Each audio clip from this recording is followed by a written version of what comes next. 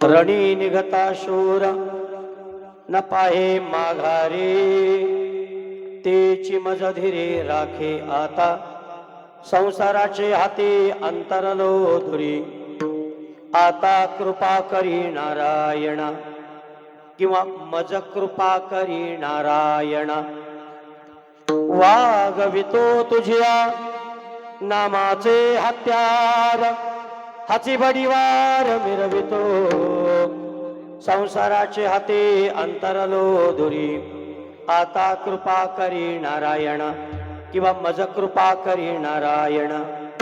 तुका म्हणे मज फिरता माघारी, तेने उने पुरे तुझी जाणा संसाराचे हाती अंतरलो धुरी। आता कृपा करी नारायण। विठ्ठला विठ्ठला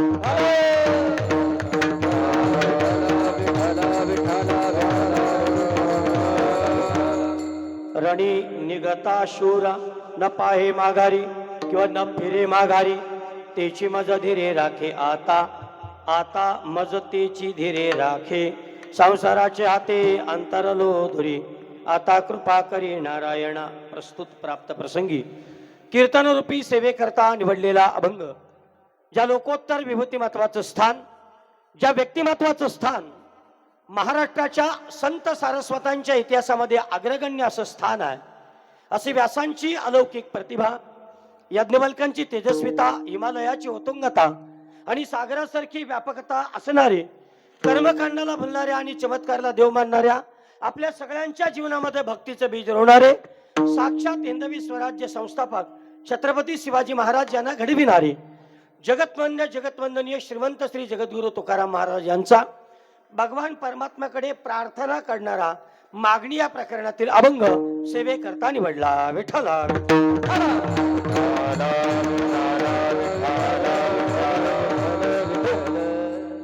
वारकरी संप्रदायाच्या संत मांदियाळीमध्ये एक वैराग्यशील संत म्हणून ज्यांच्याकडे पाहिलं जातं ते जगद्गुरु तुकोबार आहेत।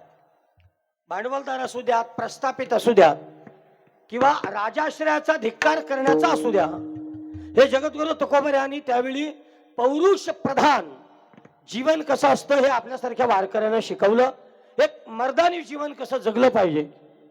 आणि म्हणून अशा जगद्गुरु तुकोबाराय जेव्हा देवाच्या समोर उभे राहतात तेव्हा जगत कल्याणार्थ, स्वतःच्या आत्मकेंद्रासाठी नाही, आत्मकल्याणासाठी, स्वतःच्या कल्याणासाठी नाही, जगताचं कल्याण व्हावं याच्याकरता जगताला उद्बोधक अशी प्रार्थना तुकाराम महाराज या अभंगात करतात। कारण कधी कधी संत जेव्हा देह घेऊन येतात, कधी कधी संत जेव्हा संसाराला येतात, तेव्हा सामान्य संसारिक माणसाचे नियम त्यांना पाळावे लागतात। जसं जगद्गुरु तुकोबारायांना संसारिक जीवन त्यांनी जगलं म्हणून त्यांना संसारिक छळ सहन करावा लागला, गावकऱ्यांचा छळ त्यांना सहन करावा लागला, त्यानं निर्माण केलेला साहित्याची होळी करण्याचा छळ त्यांना सहन करावा लागला, तथाकथित प्रस्थापितांच्या विरोधात त्यांना बंड करण्याची वेळ येऊ लागली। याचं कारण आहे ते संसारामध्ये आले, समाजामध्ये आले, त्याच्यामुळे समाजातले आरोप आणि प्रत्यारोप हे प्रत्येकाला सहन करावे लागतात। आणि त्याच्यातूनच मनुष्य तावून सुलाखून पोहून बाहेर निघतो। बऱ्याचदा जेव्हा आरोप केले जातात तेव्हा त्या आरोपातून जी प्रतिमा निर्माण होते ना, ती प्रतिमा न डागाळलेली प्रतिमा असते। म्हणून कधी कधी कोणत्याही गोष्टीचा आहे ना पहिल्यांदा स्वीकार होत नाही। बघा, कोणतीही गोष्ट असू दे, पहिल्यांदा तिचा स्वीकार नाही होत, पहिल्यांदा त्या गोष्टीचा धिक्कार केला जातो। कधी पहा तुम्ही, समाजातली कोणतीही गोष्ट घ्या, त्या पहिल्यांदा त्या गोष्टीचा धिक्कार केला जातो, तिचा अस्वीकार होतो, समाज ती गोष्ट स्वीकारत नाही। उदाहरणार्थ, गावच्या बाबाला गाव विचारत नाही, विचारत असता तर मी इथं काला मरायला आलो असतो। जशी माझी परिस्थिती तशी तुकाची परिस्थिती, जसा तुका आहे तसा सखा आहे, जसा सखा आहे तसा आम्ही सगळंच आहेत। आमच्या प्रत्येक गावाने आमचं ऐकलं असतं तर आमचा प्रत्येक गाव आळंदी आणि पंढरपूर झाला असता। आम्ही तुमच्या गावाला काला उपदेश काला मारायला आलो असतो। यांचं चाललंय काय, एक एक एक एक उठून इकडे चाललाय, म्हणजे त्यांना 50 खोके भेटलं का ते इथून उठून एकनाथ शिंदे गटात चाललं। मग उद्धव ठाकरे गट कोण सांभाळील? त्याला 10चं घ्यायचं राहतात।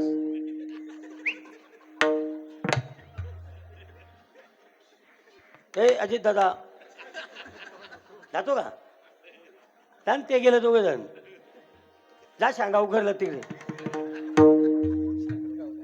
लहान लहान मुले आला तो. बस बस इथे उद्धव ठाकरे गटात सत्ता कमी माणसं आहेत. बस झालं तर झालं, आपला महापौर बघू आपण. चला मी तुम्हाला दिसतो सगळ्यांना. कलर थोडा डाऊन आहे, समजून घ्या. ऐक नाही ठीक आहे. आज कसं आहे, 2-3 दिवस तुम्ही फार मोठ्या मोठ्या कीर्तनकारांची कीर्तन ऐकलं. फार मोठ्या मोठ्या रेंजचे कीर्तनकार होते, म्हणजे ज्ञानानेही आणि पैशानेही. त्याच्यामुळे आणि मला पहिल्यांदा एवढ्या वर्षातून मानिवली गावाचं कौतुक याकरता करावं असं वाटतं की तुमच्या गावात कुठलाही कार्यक्रम असू द्या, गावकरी तो कार्यक्रम आपल्या गावचा कार्यक्रम म्हणून तळ हाताच्या फोडागती उचलून घेतात आणि स्वतःचा स्वाभिमान या गावामध्ये मिरवतात आणि आलेल्या पाहुण्यांना खरं म्हणजे दाखवून देतात की आमच्या गावचा कार्यक्रम इतक्या उंचीचा आम्ही करू शकतो. हे मानिवली गाव आज दाखवून देतो. असं जर शेवटपर्यंत ठेवलं ना तर तुमच्या आजूबाजूच्या परिसरामध्ये मानिवली गावाचा आदर्श लोक उचलतील, एवढे लक्षात ठेवा. विठ्ठल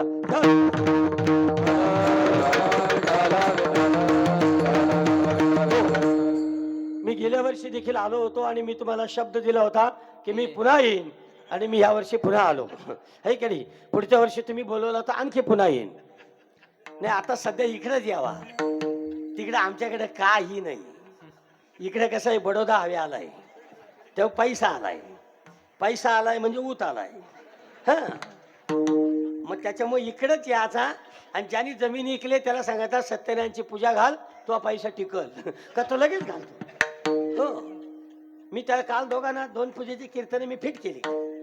इकडनं जाताना दोघांचं फोन आलं, बोललो तुम्हाला पूजा घालावी लागेल, त्याशिवाय तुमच्या घरात आलेली लक्ष्मी टिकणार नाही. मग ते बोलतात टेन्शनच घ्यावं नका. त्याच्यामुळं इकडचं वातावरण आता सध्या प्रफुल्लित आहे, फुलफुलीत आहे. ते अमृत महाराज जोशी म्हणतात मला आमच्या घाटावर नाही जमत, मला कोकणात जमत आहे. का? कारण इथे जेवणामध्ये खीर असते, इथे जेवणामध्ये पनीर असतो, इथे जेवणामध्ये पंगत असते. ते असं बोलतात इथे छानपैकी गजरा माळलेली स्त्री असते, है की नाही? छानपैकी फेरन लवली लावलेली असते आणि बिचारी ती सुंदर असं जेवण वगैरे वाढत असते. आणि ते सांगतात असं आमच्या घाटावर काय ओढा जागे वारे आता, ते बोलतात बरं का. ते कधी आले तर त्यांना सांगा बाबा ह्यो डायलॉग तुम्ही मारा.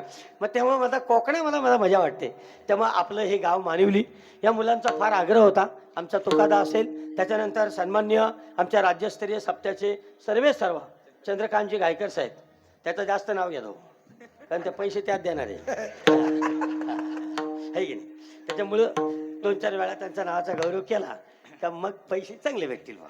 हो मोठा माणूस आहे त्याच्यामुळं बाबा काय करणार नाही. इथं तर लिहलेलं नाही कोण देणार पैसे, है की नाही? पण असू दे, हरकत नाही. मुद्दाम गंमत केली तुमची, असं काय नसतंय. एखाद्याचाच नाव काय घेतला, त्याचाच नाव काय घेतला, शेवटी आम्ही त्या माणसाला ओळखतो म्हणून त्याचं नाव असं पटकन घेत असतो. असं काय आमचा काही संबंध नसतो किंवा आम्हाला कोणी असं काही सांगितलेलं नसतं. तुम्ही 1000 रुपये द्या, तुमचं नाव घेता. आपल्याला तसं काही नाही, तुम्ही जसं पैसे द्याल तसं नाव घेईल. चला तुमच्या सगळ्यांची गंमत केली. आज मी जास्त बोलणार नाही कारण मी रात्री 3.5 तास रायत्याला कीर्तन केलं. 3.5 तास रायते वारे पण असे बसले होते. ही अशी मस्तपैकी पब्लिक होती, असे कलाकार होते आणि छत्रपती शिवाजी राजांचा जन्मदिवस होता. अहो काय आनंद आला त्या रायते गावात. खरं म्हणजे रात्री इथे कीर्तन मी घ्यायला पाहता, दोन्ही कार्यक्रम झाले असते म्हणजे शिवाजी महाराजांचा जन्मच सुटला असता बाबा, हे की नाही. चला मला महत्वाचा मुद्दा सांगायचा आहे. जगद्गुरू तुकाराम महाराजांचा अभंग आहे आणि मी म्हटलं की तुमच्या जीवनामध्ये अशी एक पर्वणी असते कीर्तनाची. पण नेहमी लक्षात ठेवा आजचा अभंग तुमच्या सगळ्यांसाठी एक प्रेरणादायी आहे. कारण हा अभंग संपूर्ण जगद्गुरू तुकोबाऱ्यांची गाथा जर तुम्ही धुंडाळलीत तर तुकोबाऱ्यांचं तेज काय असतं ना ते एका या अभंगामध्ये आपल्याला कळेल. असं म्हणतात की भगवान श्रीकृष्णाचा द्वापार युगातला अवतार संपवला आणि जगन्नाथपुरीच्या त्या मूर्तीमध्ये प्रत्यक्ष भगवान शिवशंकराचं धडधडणारं हृदय जर तुम्हाला कुठे मिळेल तर ते जगन्नाथपुरीच्या त्या भगवान परमात्म्याच्या मूर्तीमध्ये तुम्हाला ते धडधडणारं द्वापार युगातलं भगवान श्रीकृष्णाचं हृदय तुम्हाला दिसेल. तसं तुकोबाऱ्यांचं हृदय काही अभंगामध्ये असं लपलेलं आहे. म्हणून आजच्या सेवेकरता निवडलेला अभंग जगद्गुरू तुकोबाऱ्यांची तेजस्विता, आजच्या कीर्तन रूपी सेवेकरता निवडलेला अभंग जगद्गुरू तुकोबाऱ्यांची तपस्विता आणि आजच्या सेवेकरता निवडलेला अभंग संत तुकोबारायांचा स्वाभिमान वर्णन करणारा, म्हणून ही स्वाभिमानाची मागणी भगवान परमात्म्याच्या चरणी समर्पित आहे. विठ्ठल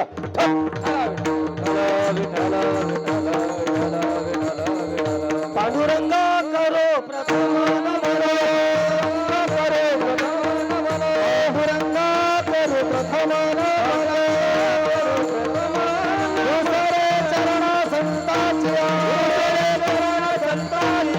दुसरे चरण संतांच्या, त्यांच्या कृपाने कोठेचा विस्तार,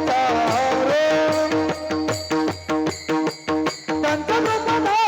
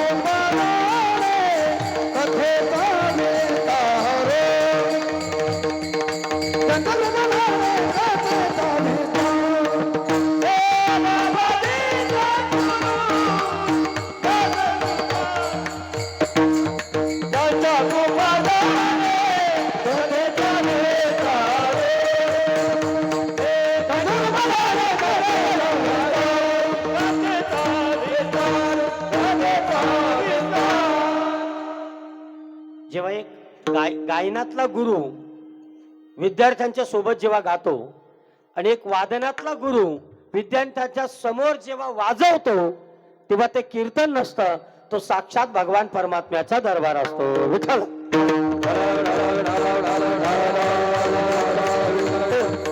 इथे सगळं टॉप लेवलचं आहे.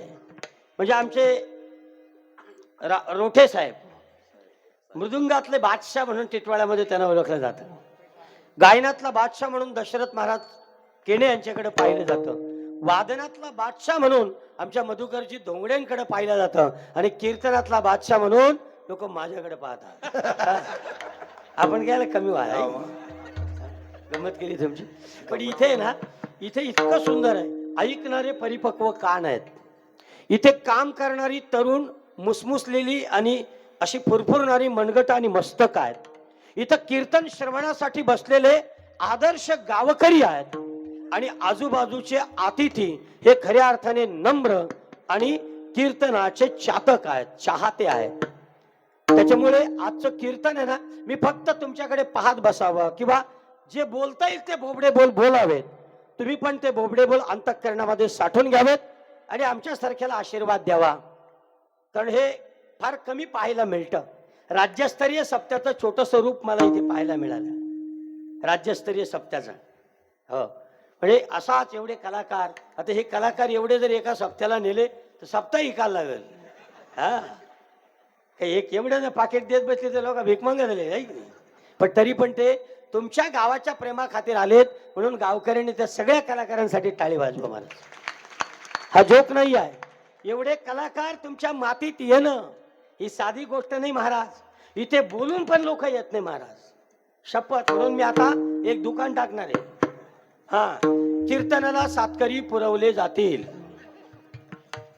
आणि मेल्यानंतर रडायला बाया माणसा पाठवल्या जातील. हा, मी आता तो धंदाच खोलणार आहे. कारण मी आता पाहिलं 2-3 ठिकाणी शहरामध्ये रडायला माणसाच नाही, रडतच नाही. त्या टिटवाळ्यात कोणी मिळाला ना, मग माणूस मिळाला. म्हणून मग मी आता ऑफिस टाकणार, रडायला महिला मंडळ पुरवणार मी. मग जे जेवढे पैसे तेवढे रडा तुम्ही. पैसे कमी असतील एवढाच करा. पैसे जास्त असले का दादा, आणि पक्क पैसे असले का नाक्यावर उतरला का तिथून बांधवा बांधवा. माझी एक आत्यास आहे, ती आमच्या गावातला कोणी मरो, कोणी पण मरू दे, म्हणजे कोणचाही मरू दे, चांभारांचा मरू दे, वाड्यातला मरू दे का आदिवासी वाडीतला मरू दे, पहिले तिला फोन करत्या. ती रिक्षातून उतरली का अख्खा गावात वड्डी देते ती. बंधू आता मी बोला अरे तुझा कुठला बंधू येऊ त्याचा सातबारा वेगळा तू असा तू आले का आला ती बोलते नको का 2 अश्रू ढालले तर देवाच्या घरी त्याला चांगली जागा भेटेल म्हणजे ती म्हणते मी इथं लढले तर त्याला चांगली जागा भेटेल आणि तो लोकांचा क्यू चापणार असेल तर त्याला काही चांगली जागा भेटेल. आता काय जुन्या म्हाताऱ्या होत्या त्या बिचाऱ्या रडायच्या आता नाही रडत आता नुसतं दागच्या जागी हा आपण गेला की एवढाच करतात लोक. बरं ही बसायला जाणारी माणसं आहेत ना ती पण नाटकीच आहेत ती पण जाऊन तिथं बसतात चला येतो मग तू आला का कामायला काय आला तर दे 5,000 रुपये दे त्याला लय डोक्याला मी कधी आजारी झालो ना मी सांगत नाही बस कोणाला ही बघायला येतील सफरचंद घेऊन येतील ते माणूस खाई नाही पेशंट खाईच नाही. माझा एक मित्र आजारी होता तो असा बॉम्बलार खाला आणि त्याची बायको ही 70 किलो झाली तो 6 महिन्यात दवाखान्यात होता आता ती पण 6 महिन्यात तिथं. आता आपण नेलं सफरचंद आता त्याचं ऑपरेशन केलं त्या काय घंटा सफरचंद खात आहे ती अख्खा दिवस आहे चक्याकर चक्याकर का असं करता करता 75 किलो झाली बा. आता तो म्हणलं हिला 2.5 महिने ऍडमिट ठेवता आता करणार काय. मजा आहे पण लोकांच्या अशा वेगवेगळ्या प्रवृत्त्या पाहिल्या ना लय मला मजा येते. हल्ली मला साखरपुड्यात मजा वाटायला लागली. साखरपुड्यात त्या नाही का त्या बऱ्याच अशा कवटे म्हणजे त्या अशा त्या असतात नाही का त्या दुड्ड्या बिड्ड्या असतात त्या हा दुड्ड्या त्याच्यात फलाबिला ठेवलेली कॅडबरी चॉकलेट 5 स्टार चॉकलेट नाही त्या भेटी द्यायला डब असतात आणि ते झाल्यांच्या ह्याच्यात असं लिपलेलं असतं ते डब त्याच्यात मेथीचं लाडू असतं पण त्याला असा झाल्याच्यात लिपाचा त्या तिथं ठेवायचा मग केक आणायचा न मग नवरा केक कापेल हा न मग त्याचा फोटो बिटो काढतील मग तिला भरवील तो तिला भरवील आणि मग शेवटी नवरा सस्पेन्स असतो मग हळूच करून मोबाईल काढील साखरपुड्या दिवशी मग तिला मोबाईल देईल मग ती फोटो काढेल आणि मोबाईल त्याचा आणि मग ती चॅटिंग दुसऱ्याशी करते फिटिंग तिसऱ्याशी पळाली लग्नाच्या दिवशीच कॅमेरावाल्याच्या बरोबर घ्या काच. आता मला साधी गोष्ट सांगा काही गरज आहे का इथं मोबाईलला आम्ही परेशान आहे. आमच्या पोरींची लग्न आम्ही लवकर करायला घेतलंय कळा तर उद्या डोक्याला ताप नको आपल्या नाही ह्या अजून मोबाईल द्यायचा आहे. आई शपथ सांगतो तरुण परव तुमचा साखरपुडा झाला तर बायकोला तकाट मोबाईल द्यावं नका लगीन होईपर्यंत तरी द्यावं नका पाया पडता तुमच्या. आमच्याकडून 2 जण अशाच फरार झाल्यात. नवीन अशा पद्धती काढतात ना बोलून फायदा नाही. या पद्धती पाहिल्यानं असं वाईट वाटतंय. आता ते हे नाही का आता नवीन आले तो काय ते असतं तो प्री वेडिंग शूट म्हणजे लग्नाच्या अगोदर अलिबागला जायचा तर या गाणी बोलायचा एक त्या असा आणि मग असा कमरत हात त्याच्यावर हात आणि ते लग्नात दाखवायचा. मग म्हातारा त्या फोटोकडून बघताना बोलतात आईला पप्याला टावका बायको भेटली बुवा. ते म्हातारी बोलतात. मला तुम्ही सांगा मी पण असं त्या प्री वेडिंग पाहिलं ना तर मला टेन्शन येत आहे. मला वाटतं असं अजून 2 वर्ष थांबलो असतो तर चांगली तरी भेटली असतो. आता मला सांगा आमच्यासारख्या लोकांना असं वाटतंय त्या चित्र बघून तर मग मला एकाच वाक्याचं उत्तर द्यायचे तरुण पोरांनो तरुण मुलीनो तुम्ही सांगा ना त्यांच्या घरच्यांना की बाळा हे सगळं जमणार हे नाही जमणार. तुमच्या देहाचं प्रदर्शन भर दरबारात तुम्ही करता तुमच्या अंगाचं प्रदर्शन तुम्ही भर मांडवामध्ये तुम्ही करता पैसे आले म्हणून तुम्ही कसंही कराल ज्याच्याकडे प्रचंड पैसे आहेत त्यांनी केलेला हरकत नाही आहे. पण मला साधी गोष्ट तुम्ही सांगा हे करून मिळवणार का आपण. ठीक आहे आधुनिक काळातली पिढी आहात तुमच्या याची आहात पण बसलेला माणूस जर नजरेनं तुमच्यावर बलात्कार करत असेल तर त्या स्त्रीच्या शिलाचं रक्षण त्या मांडवात होतं का हा मला सगळ्यात मोठा तुम्हाला प्रश्न विचारायचा आहे. त्याच्यामुळे याच्या विरोधात कोणतरी बोललं पाहिजे किंवा याच्या विरोधात कुठला तरी तरुण मुलगा उभा राहिला पाहिजे. या अनिष्ट रूढी आणि परंपरा जोपर्यंत आम्ही आमच्या समाजामध्ये टिकवू ना तोपर्यंत आमच्या समाजातला पैसा बाहेर निघून जाईल. काल परवा मी रायत्यामध्ये कीर्तनाला होतो त्या रायत्यामध्ये मी अशी अवस्था पाहिली की एका वार्डामध्ये एक भैया याच्या पुढे नगरसेवक म्हणून निवडून येईल आणि मग भविष्याच्या काळात त्यांच्या गावचा सरपंच उत्तर प्रदेशचा भैया होईल आणि मग रायत्या गावातली सुरेखा त्याच्याकडून दाखला मागायला जाईल. हमको दाखला म्हणताय मग त्याची बायको म्हणेल नहीं नहीं तनक रामकिशन में गाव को गया है की नाही, तो 15 दिन के बाद आ जाओ. आमच्या वासिंमध्ये हीच परिस्थिती आहे, खडवलीमध्ये हीच परिस्थिती आहे, तुमच्या टिटवाळा बल्ल्यानीमध्ये हीच परिस्थिती आहे, तुमच्या कल्याणमध्ये हीच परिस्थिती आहे, तुमच्या ठाण्यामध्ये हीच परिस्थिती आहे, तुमच्या इथे शहाडमध्ये हीच परिस्थिती आहे. भविष्याच्या काळात तुमच्याही गावामध्ये ती परिस्थिती येऊ नये याच्याकरता समग्र गावकऱ्यांनी एकत्र यावं एवढीच आमची विनंती आहे. त्याच्यामुळे या सप्त्याच्या माध्यमातून तुकोबाराय सांगतात एक एका सहाय्य करो आणि अवघे धरो सुपंथ, एकमेकाला मदत करा आणि तुम्ही एकत्र राहा. तुमच्या वाशिंदमधली काल परवा घडलेली घटना आहे. रायकडपाड्याच्या नदीच्या किनाऱ्यावर ख्रिश्चन मिशनरी आपल्या काही हिंदू लोकांना एकत्र घेऊन त्या ठिकाणी धर्मांतर करत होते. म्हणून आम्ही नेहमी सांगतो जोपर्यंत आम्ही एकत्र आहोत तोपर्यंत आम्हाला कोणी तोडू शकत नाही. ज्यावेळी आम्ही वाटले जाऊ, मग आम्ही जाती जातीत वाटले जाऊ, आम्ही धर्मात वाटले जाऊ, आम्ही भाषेत वाटले जाऊ, तोपर्यंत आम्ही कधी एक राहणार नाही. मी तुम्हाला साधी 2-3 उदाहरणं देतो, लक्षात येतं का तुमच्या? पहा, युनानी म्हणजे सिकंदरासारखे लोक जेव्हा आपल्या देशामध्ये आले तेव्हा अंबी नावाचा आपला राजा होता आणि तेव्हा पुरू नावाचा आपला राजा होता. हे अंबी आणि पुरू आपले भारतीय राजा होते. हे दोघे एकमेकात लढत राहिले आणि दुर्दैव युनानी आपल्याला कापत राहिले.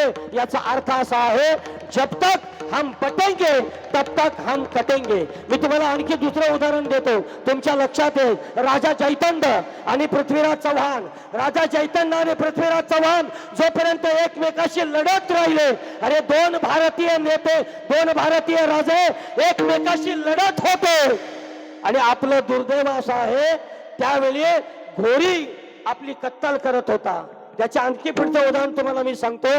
राणा प्रताप यादव आणि राणा प्रताप यादव मधला तो मानसिंग नावाचा राजा एकमेकांमध्ये लढत राहिले. आपलं दुर्दैव अकबराने आपल्या कत्तली केल्या. आणि याच्या पुढचं एक उदाहरण तुम्हाला सांगतो. छत्रपती शिवाजी महाराज आणि मिर्झा राजा जयसिंग हे दोनही राजपूत राजे होते.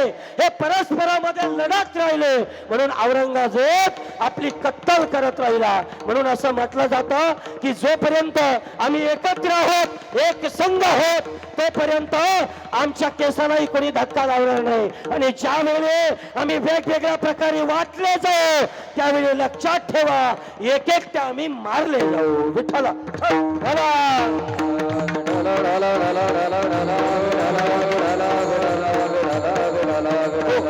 याच्याकरता हा सगळा 8 तास आहे. असो, मला खरं म्हणजे आज मागणीचं कीर्तन आहे आणि मला आपल्यासमोर मागणी प्रदर्शित करायची आहे. जगद्गुरु तुकोबारायांचा अभंग, या अभंगात तुकाराम महाराज देवाकडे जातात आणि देवाकडे मागणी मागतात. आता वारकरी संप्रदायामध्ये न मागणाऱ्याचा संप्रदाय हे तुम्ही बऱ्याचदा कीर्तनातून ऐकता. वेगळं काही सांगण्याची आवश्यकता नाही. किंवा संत मागत नाही ही संतांची परंपरा आहे आणि देव दिल्याशिवाय राहत नाही हे देवाचं कर्तव्य आहे. विठ्ठला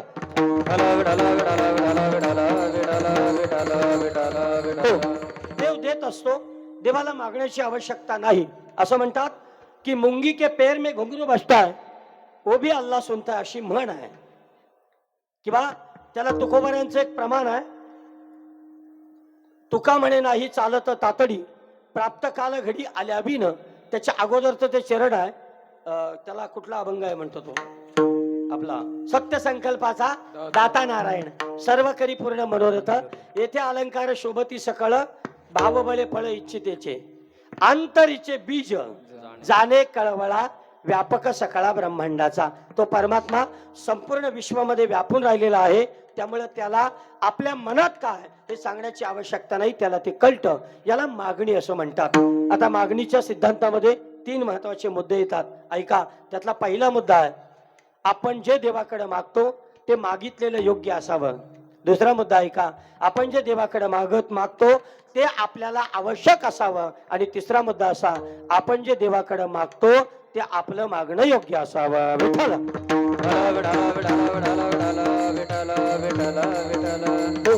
त्यातला आपण पहिला मुद्दा मागू. आपण जे देवाकडे मागतो किंवा कुणाहीकडे जे मागतो ते आपलं मागणं योग्य असावं. योग्य असावं म्हणजे काय? आपण जे मागतो त्या मागण्याला काहीतरी विशेष असा अर्थ असला पाहिजे. आता पहिली गोष्ट ऐका, जेव्हा ज्या क्षणाला तुम्ही मागणीला प्रवृत्त होता त्या क्षणाला तुमची उंची कमी होते.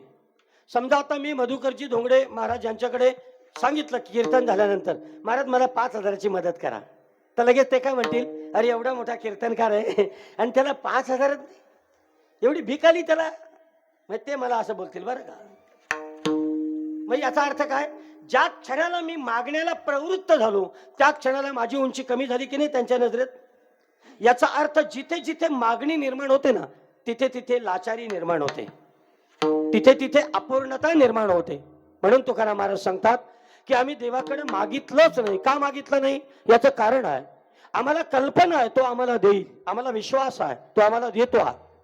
म्हणून तुकाराम महाराज सांगतात तुमचं मागणं योग्य असावं. योग्य असावं म्हणजे काय, काहीही मागायचं नाही, मनाला येईल ती गोष्ट मागायची नाही. समजा मी देवाला म्हटलं उद्या देवा मला हेलिकॉप्टर दे, तर देव म्हणेल हेलिकॉप्टर द्यायला काही नाही, पण तुला पेट्रोल टाकायला पैसे आहेत का ते पहिले बघ. मग माझं हेलिकॉप्टर मागणं चूक आहे की नाही, माझं हेलिकॉप्टर मागणं चूक आहे. देव लाख हेलिकॉप्टर देईल पण हेलिकॉप्टर ठेवायचं कुठं, बरोबर आहे. त्याच्या रोज मालिश करील कोण, पॉलिश करील कोण. हेलिकॉप्टरला पेट्रोल वेगळा लागतो, तो टाकील कोण. याचा अर्थ असा आहे कुठलीही गोष्ट मागे. तुम्हाला उदाहरण देतो महिला मंडळ, तुम्हाला पटेल ते उदाहरण. एकाच्या बायकोचं नाक हे असं बांड होतं, बांड समजतं असं, असं आतमध्ये गेल्या लगेच दोन चार पोरी नाकाला हात लावला, बरोबर आहे का आपला, बरोबर आहे. हा ते माप घेतला असं, ओके. तर त्याच्या बायकोचं नाक असं बांड होतं.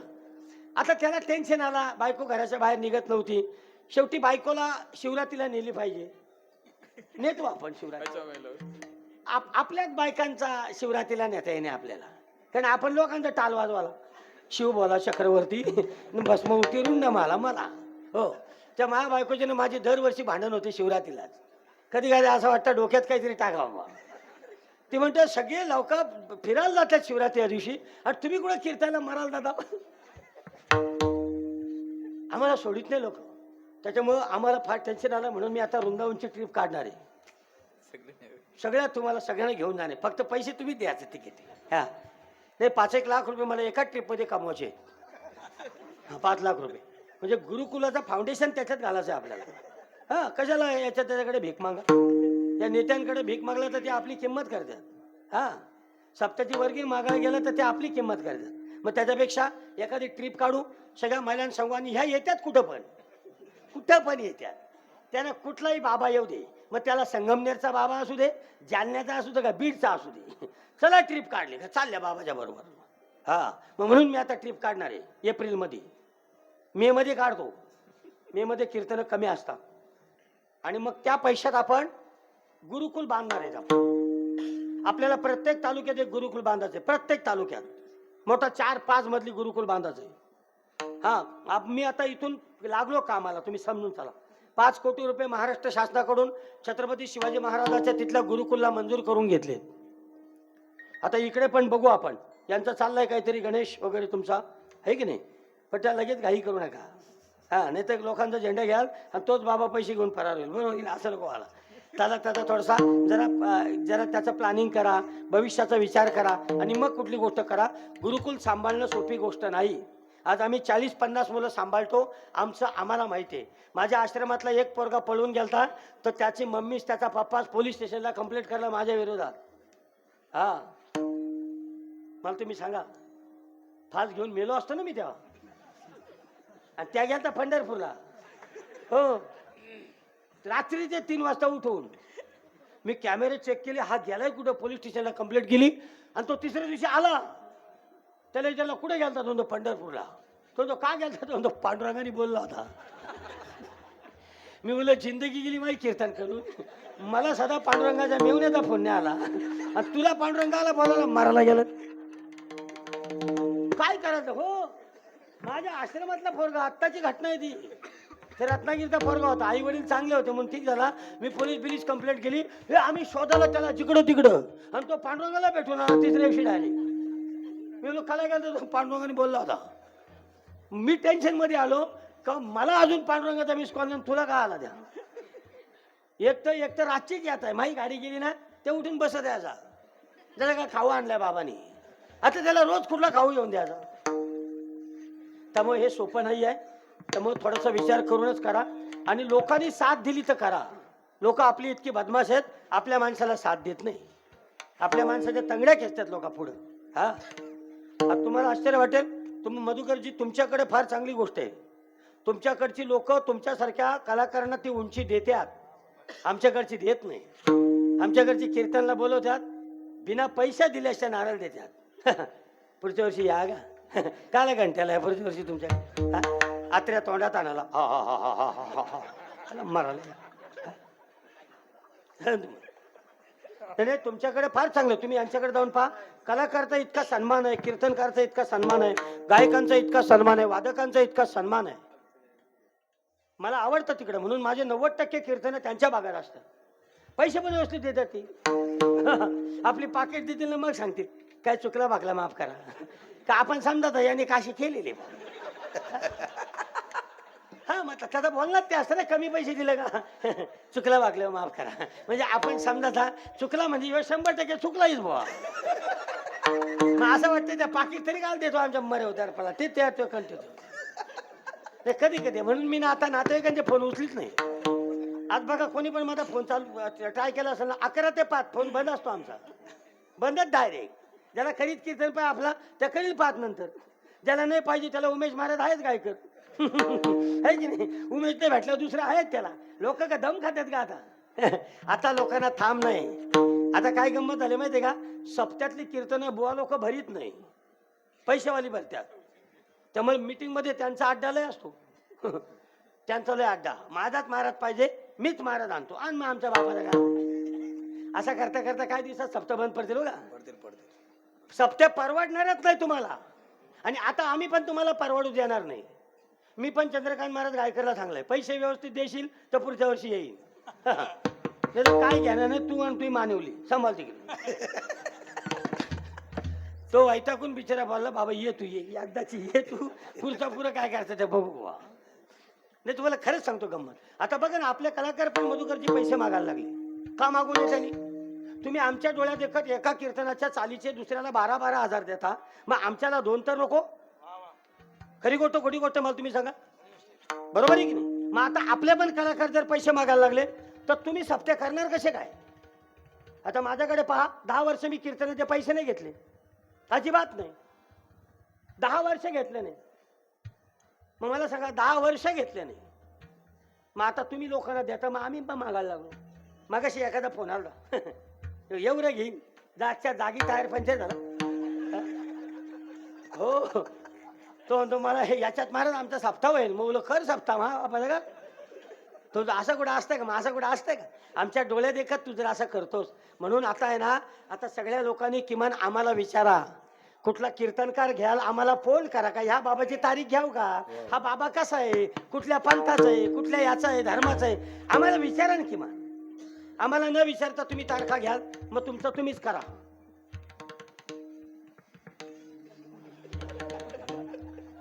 लहान लहान पोरे.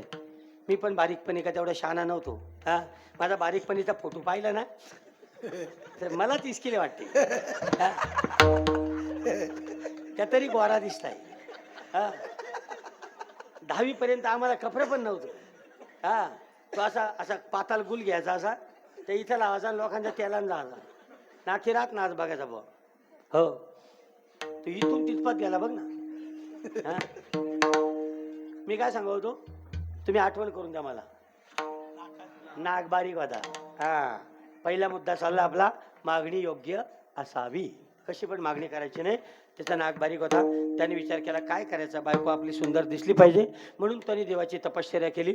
भले शंकराची तपश्चर्या केली. शंकर भगवान लवकर प्रसन्न होतो, म्हणून शिवरात्रीला गर्दी कमी नव्हती. त्या दिवशी एका मंदिरात गेलो, काही बाया माणसं मानव पाय देऊन चालले होत्या. माझा मानव पाय देऊन चालले होत्या. मी बोललो भगवान शंकरला, तू आणि तुझी पार्वती तिथंच बस. मी चाललो घरी. घरी निघून आलो. मी घरी तेवढीशी बायकोने आणलेली या होती काय पिंडी होती, 108 बेल घेतला, त्यालाच पाणी व्हायला. हो ती बोलली मंदिरात जा. बोल नको, बायका मानव पाय देऊन मारतील त्या. घाल मंदिरात. का भक्तीला पूर आलता. भगवान शंकर लवकर प्रसन्न होतो. तो गालातल्या गालात असतो. हा तो जोरात असं नाही का, त्याचा 2 दात बाहेर आहे. हा हरकत नाही. मग अशी एक जण जेवायला बसला होता, कुठे तो काय पता नाही, खाली मान घालून 3 वांगी खाल्ली त्यांनी. जिता मिळालं मी बोललो खाली मान होती. जाऊ दे वरती, मला काय सांगायचंय, असं बोललो तर ऐकल्यासारखं होईल. आता रात्रीचे 3 तास वाजले, असं नको व्हायला. नाही नाही, लोक कटाळतील मग. रात्री अहो 3.5 तास कधी कीर्तन कोणी पाहिलंय का? मी बोलत होतो लोक ऐकत होती, मी बोलत होतो लोक ऐकत होती, मी बोलत होतो लोक ऐकत होती. इथं पण तसंच व्हायचं. पण नको, आता इथे उद्या काल्याचं कीर्तन करायचंय आणि तुम्हाला भाजी बिजी चिरायची असेल है ना. हा, म्हणून मी बोललो होतो आज बसतील राहू आपण इथे, उद्या काला करूनच जाऊ. पण नको, उद्या दुसरीकडे कीर्तन आहे, व्यवस्था केली पाहिजे आपली. तो असा गेला, तिथून उतरला, परत इकडे आला. हा, तो कोकणातला आमदार येतो, गुलाबराव पाटील. हा, चला गंमत केली तुमची. मी काय म्हणतो, नाक नाक हा ना, तर तिचा नाक आहे ना, ते असं बसलेला होता. त्याने विचार केला बायकोचा नाक चांगला दिसला तर बायको चांगली दिसेल आपली बिचारी. मग त्यांनी काय केला, देवाची तपश्चर्या केली. भगवंत प्रसन्न झाला. भगवंत बोले, बोल भक्ता तुला काय पाहिजे? तो म्हटला, देवा माझ्या बायकोचं नाक असं बारीक आहे, ते नाक जरा मोठा कर. मग देव म्हटला, तथास्तु. मग याला सांग ना किती मोठा कर, 2 इंच कर का 3 इंच कर? देव म्हटला, तथास्तु. तर नाक इथून गोडसईत घुसला. मानिवलीच्या गोडसईतून टिटवाला, त्या गेला गणपतीच्या पाया पडाला. आता त्याची बायको बोली, काय केला तुम्ही या? तो परत तपश्चर्याला बसला. परत देव प्रसन्न झाला. काय झाला? देव म्हणतो, माझ्या बायकोचं नाक पका लांब केला तुम्ही, आता त्या बारीक करा. आता किती बारीक करा त्या सांग ना. देव म्हटलं, तथा असतो. त्या नाक पुन्हा तिकून टिटवाला गोडसई मधून आला, मानिवलीत घुसला, तर डायरेक्ट कुचकुर घुसला आतमध्ये. आता नाक पण दिसत नव्हता. त्यांनी पुन्हा तपश्चर्या केली. देव म्हटलं, आता काय झाला? तो म्हणतो, आता तसाच नाक ठेवून द्या, बस दुसरा काय करू नका. मग आता एवढी तपश्चर्या केली, काय उपयोगाची आहे का? याचा अर्थ मागणाऱ्यांनी योग्य मागावं, अयोग्य मागू नये. दुसरी गोष्ट आहे का, जे तुम्ही मागता ते तुम्हाला आवश्यक असावं. आता मागणी कोणत्या अंगाने करतो ऐका. मागणी प्रापंचिक अंगाने मनुष्य करतो. त्याचा प्रपंच सधन व्हावा, प्रपंच सुखी व्हावा या दृष्टिकोनातून मागणी करतो. दुसरी गोष्ट, मागणी मनुष्य देहाच्या अंगाने करतो. देवा माझी तब्येत चांगली राहू द्या, मला आरोग्य प्राप्त होऊ द्या. मागणी आरोग्याच्या दृष्टिकोनातून करतो. मागणी बुद्धीच्या दृष्टिकोनातून करतो. आत्मज्ञानी जे लोक आहेत त्या बुद्धीची स्थिरता भगवान परमात्म्याकडे मागतात. म्हणजे बुद्धीच्या स्तरावर मागणी केली जाते, देहाच्या स्तरावर मागणी केली जाते, संसाराच्या स्तरावर मागणी केली जाते, परमार्थाच्या स्तरावर मागणी केली जाते. पण तुकोबाराय आजच्या अभंगातून एक आगळी आणि वेगळी मागणी करतात. तुकाराम महाराज काय सांगतात? तुकाराम महाराज सांगतात, देवा संसार हा संघर्ष आहेच, तो प्रत्येकाला चुकलेला नाही आहे, तो प्रत्येकाला करायचा आहे. पण देवा या संघर्षामध्ये संसारामध्ये कोण टिकतो? ज्याच्याकडे धैर्य आहे, ज्याच्याकडे धीर आहे, ज्याच्याकडे संकटाला नजरेला नजर देऊन 2 हात करण्याची ताकद आहे, ज्याच्याकडे संकटाबरोबर लढण्याची उर्मी आहे, तोच या जगामध्ये तरेल की नाही?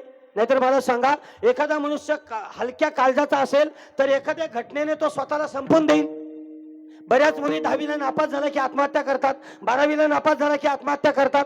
पण ज्याच्या अंगामध्ये धैर्य आहे तो म्हणतो, मी पुन्हा पुढच्या वर्षी अभ्यास करेन, चांगल्या पद्धतीने अभ्यास करेन आणि मी पुन्हा पास होऊन दाखवेन. याला काय धैर्य म्हणतात.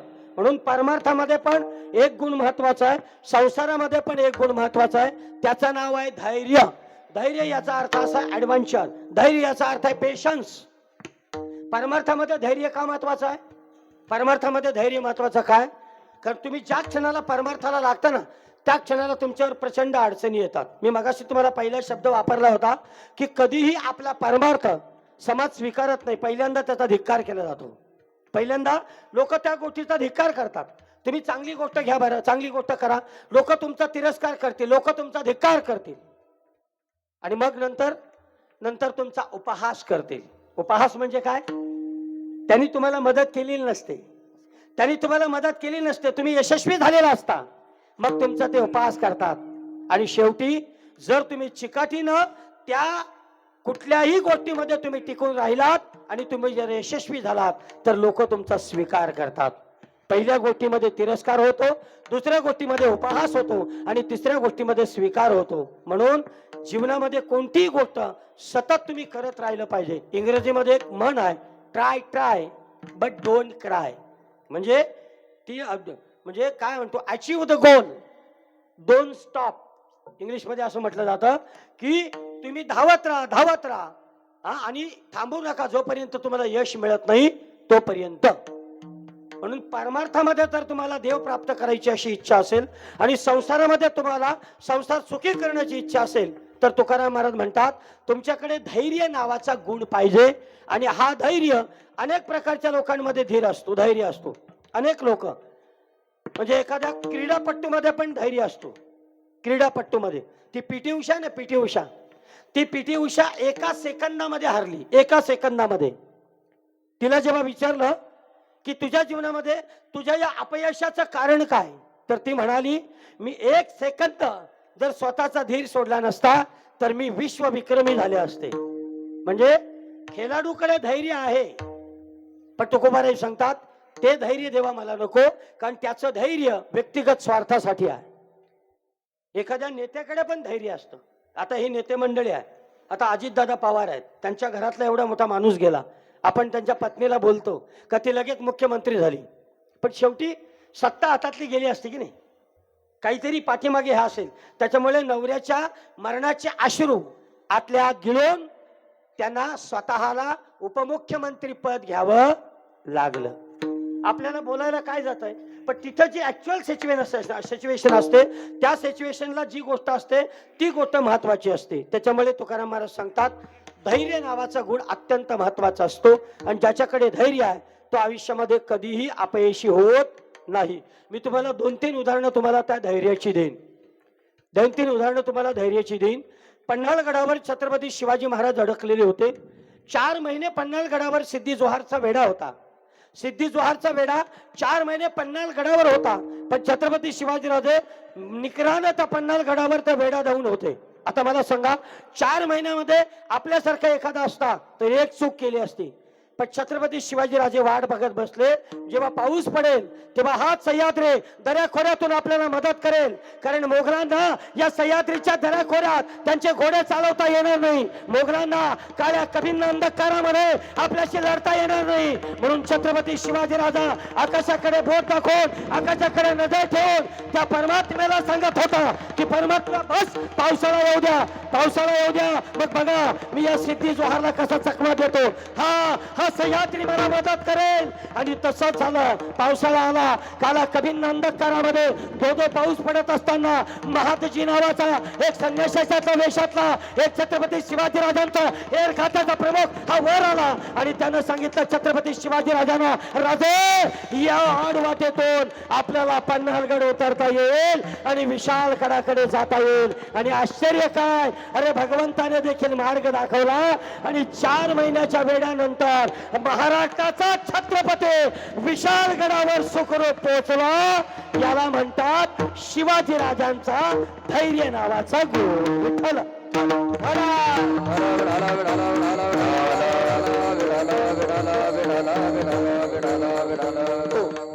हे एक उदाहरण सांगितलं तरुण मुलं आहेत म्हणून.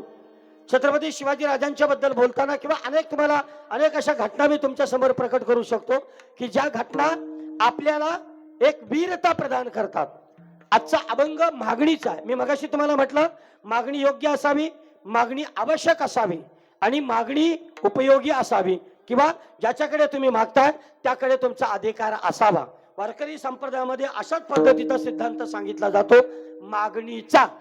आणि मग मागावं काय, तर तुकाराम महाराज म्हणतात जी गोष्ट माझ्या संसारामध्ये उपयोगाला येईल आणि जी गोष्ट माझ्या परमार्थामध्ये उपयोगाला येईल ती गोष्ट मी मागितली पाहिजे. संसारामध्ये काय उपयोगाचं आहे, धैर्य. धैर्य का उपयोगाचं आहे, मला साधी गोष्ट सांगा. महिला मंडळ, जगद्गुरु तुकोबारायांची पत्नी आंघोळ करत होती. तिच्याकडे एकच पातळ होतं, बदलाईला दुसरं पातळ होतं. एक याचक आली आणि तुकाराम महाराजांनी बदलण्याचा पातळ तिला देऊन टाकलं. तुकोबांच्या पत्नीच्या जागी तुम्ही असतात तर तुम्ही काय केलं असतं बघा. तिने असलेली सिच्युएशन शांत पद्धतीने हँडल केली आणि ती म्हणाली असू दे चालेल, माझ्या नवऱ्याने केलं ना म्हणजे योग्य केलं असेल. सावरकरांची पत्नीचं तुम्ही उदाहरण घ्या. सावरकर तिला सांगतायत की तू देवाकडे जा आणि पुन्हा सावरकर नावाचा नवरा मागू नकोस. तेव्हा ती सावरकरांना सांगते मला स्त्री म्हणून जेव्हा जेव्हा जन्म मिळेल तेव्हा तेव्हा माझ्या कपाळाचा कुंकू मला विनायक दामोदर सावरकरांचंच लावायचं आहे, मला दुसरं कोणाचं लावायचं नाहीये. याचं कारण काय? तुम्ही छत्रपती शिवाजी राजांची पत्नी सईबाईचं उदाहरण घ्या. आपल्या देशामध्ये अफजल खान जेव्हा थैमान घालायला आला होता तेव्हा सईबाई आजारी होत्या आणि एक दिवस छत्रपती शिवाजी राजे गडावर येणार होते. जिजाऊ मासाहेबांना सईबाईला सांगितलं, सई तू आजारी आहेस, लक्षात ठेव अफजल खानासारखं संकट महाराष्ट्रावर आलंय आणि सई जर तुझ्या डोळ्यामध्ये अश्रू माझ्या शिवबाला दिसले ना तर माझ्या शिवबाचा आत्मसन्मान तुटून जाईल. महाराष्ट्रावर आलेल्या संकटाला शिवबा तोंड देणार नाही. म्हणून सई तुझ्या डोळ्यामध्ये अश्रू दिसता कामा नये. बघा प्रसंग कसा आहे. सईबाई मरणाच्या दारात आहेत, अनंत यातना पोटात होत आहेत, अख्ख्या अंगामध्ये चमका बसतायत. पण अशा वेळी जिजाऊ मासाहेब सांगतात, सई तुझ्या चेहऱ्यावर छत्रपती शिवाजी राजाला चिंता दिसता कामा नये, तुझ्या डोळ्यामध्ये माझ्या शिवबाला एकही अश्रू दिसता कामा नये आणि तुझ्या शरीरावर आजारपणाची चिंता दिसता कामा नये. सईबाई बाजातल्या कशा बशा उठल्या, अंघोळ केली सईबाईनं, सईबाईने गंध केलं, पावडर केली, लाली केली सईबाईनं, सईबाईनं केस विंचरले, छानपैकी गजरा मारला, 2-4 गजरे सईबाईने आपल्या आंबाड्यामध्ये खोचले, सुंदर रीतीनं सईबाईनं शृंगार केला आणि लग्नातली साडी सईबाईनं घातली, लग्नातलं पातळ सईबाईनं घातलं. शुभराजे येतात म्हणून नव्या नवरीसारखी सईबाई नटली. अंगामध्ये असंख्य यातना आहेत, चौकोर उधळणाऱ्या घोड्यांच्या टापांसारख्या यातना तिच्या संपूर्ण शरीराला होतात. पण सईबाई माझा शिवबाचा आत्मसन्मान तुटू नये, माझा शिवबाचा धीर तुटू नये म्हणून सईबाईनं एवढं सगळं सहन केलं. छत्रपती शिवाजी राजे आले, सईबाईनं त्यांना पानाचा विडा दिला. छत्रपती शिवाजी राजे आले, सईबाईनं त्यांना गुलाचा खडा दिला. छत्रपती शिवाजी राजे आले, सईबाईचा चेहरा पाहतात आणि छत्रपती शिवाजी राजे सांगतात, सई आज आनंदी दिसतेस. तेव्हा सईबाई सांगतात, आता मला कसली भी काळजी राहिली नाही, आता मी मोकळी झाले, मी आजारपणापासून दूर झाले. आता बस अफजल खानाचा कोथळा काढताय एवढंच या नजरेनं पाहायचं. आता मला सांगा, प्रसंग तुम्ही फक्त पहा. ही सईबाई आणि छत्रपती शिवाजी राजातला संवाद आहे. त्या सईबाईच्या जागी जर तुम्ही असत्या तर तुम्ही काय केलं असता? तुम्ही दनादन भांडे आपटले असते, दनादन. आमच्या आईसला सांगला असता, तुझा टोनगा तुला सांभाळ, चालले मी काही घेण्याद्यान नाही मला. हो, आता तर पोरी डायरेक्ट जातात, आताच्या मुली. काल परवा एक घटस्फोट केला मी.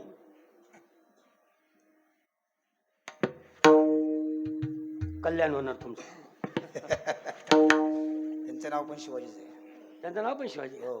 बघा, शिवाजीचं चरित्र सांगतो आणि शिवाजी हजर आहे आणि त्या शिवाजीचा अवतार ज्या शंकराचा आहे तो कैलास मी आहे. आलेल्या पाहुण्यांचं स्वागत हे आपलं कर्तव्य आहे. पाहुणा आला, स्वागत केले. मी तर म्हणतो पाहुणा आला का लगेच पावती पुस्तक द्या. हो, काल एका ठिकाणी मी असाच गेलो, ते लगेच पावती पुस्तक दिला. मी बोलो ऑनलाईन मारता, तो ऑनलाईन फानलाईन नाही, आता द्यायचं आता द्या. तुला काय सांगू, लोकांच्या देखत मागले, दनादन द्यायला लागलं. ते पैसे जाताना डोळ्यात काही पाहत होतो, अरे कसं मरायला आलो इथं बुवा. आम्हाला लोक काही आमंत्रण करतात, आम्ही जात नाही त्यांच्याकडे. काय मरायला जाते, त्यांच्या लग्नाला आशीर्वाद द्यायला, आयर करायला जात. हा, त्यामुळे मी जात नाही. कारण मी गेलो म्हणजे आयर मला 1000 रुपये करायला लागतात. 10 वर्ष आयरच करीत राहिलो मी. हा आहे की नाही ना, माझ्या लग्नाला आयराची वहीच नव्हती. हो, माझ्या लग्नात जोरात भांडण झाली. सासऱ्याने वही टरा फाडली, कुठं फेकून दिली काय बाई. कोणी किती आयर केलं ते अजून पण मला माहित नाही. हा, मला पोर झाली, पोरीचा आता लगीन होईल तरी मला माहित नाही मला कोणी आयर केला. माझ्या सख्या सासऱ्याला बोललो, माझं कपडं कुठे येत, तो इकलं कपडे. हो, माझ्या लग्नात जोरात भांडण जाते महाराज. हो, माझा सासरा माझ्या बायकोला घेऊन निघून चालला होता. मी अर्ध्या रस्त्याच्या आणली, दारू नसती आणली ती बरी झाली असती. हो ना, माझ्या लग्नात विचारलं कोणलाही, लय जोरात भांडण झाली, जाम जोरात भांडण, कुटाकूट.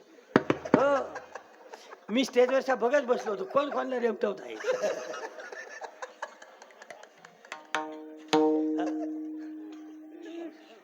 काय झालं, भटजी आणला, त्याचं दातात पडलेलं होतं. त्या मंगलाष्टक मग बोबरी बोबरी बोलत होता. मी बोललो, आता ह्यो काय मला पोरा होऊन देणार. मी त्याला सांगितलं, तू बोलूच नको बाबा, मी बोलतो मंगलाष्टक. मग मी माझ्या लग्नाची मंगलाष्टक मीच बोललो. हो, माझ्या लग्नाची मंगलाष्टक मी स्वतः बोललो. तरुणांना सांगतो, जर क्रांती करायची असेल ना तर स्वतःच्या माणसांच्या विरोधात लढायला लागतं. राजाव, लक्षात ठेवा. माझ्या लग्नाला मांडव नव्हता, 2 किलो सुतळ आणली, अशी आडवी बांधली माझ्या घरात समोर, आणि पळसाची फुलं, कुड्याची फुलं आणली आणि ती टाकली आणि त्याचा मांडव केला. तुम्ही जोपर्यंत बंड करीत नाही ना, तोपर्यंत समाजाला आपलं कळत नाही. तुम्ही कधीतरी बंड करा. म्हणून लग्नावर खर्च करणं तरुणांनी टाळलं पाहिजे. आता सगळ्यांनी, आता साखरपुड्याला एवढा खर्च होतो महाराज, आपल्या आगरी कोळी कुणब्यांमध्ये साखरपुडे चालल्यात. गुजराती मारवाडी साखरपुडा नाही, त्यांच्यात कधी जमवत्यात त्या पण नाही. 50 लोक जेवायला तेवढीच त्यांच्या मांडवात. आपली 300 किलो मटण, खपला मटण 12 वाजता. हा, कारण स्वयंपाक बनवणाऱ्यांनी चाकण्याला 2 बादल्या अगोदरच लपून ठेवल्या.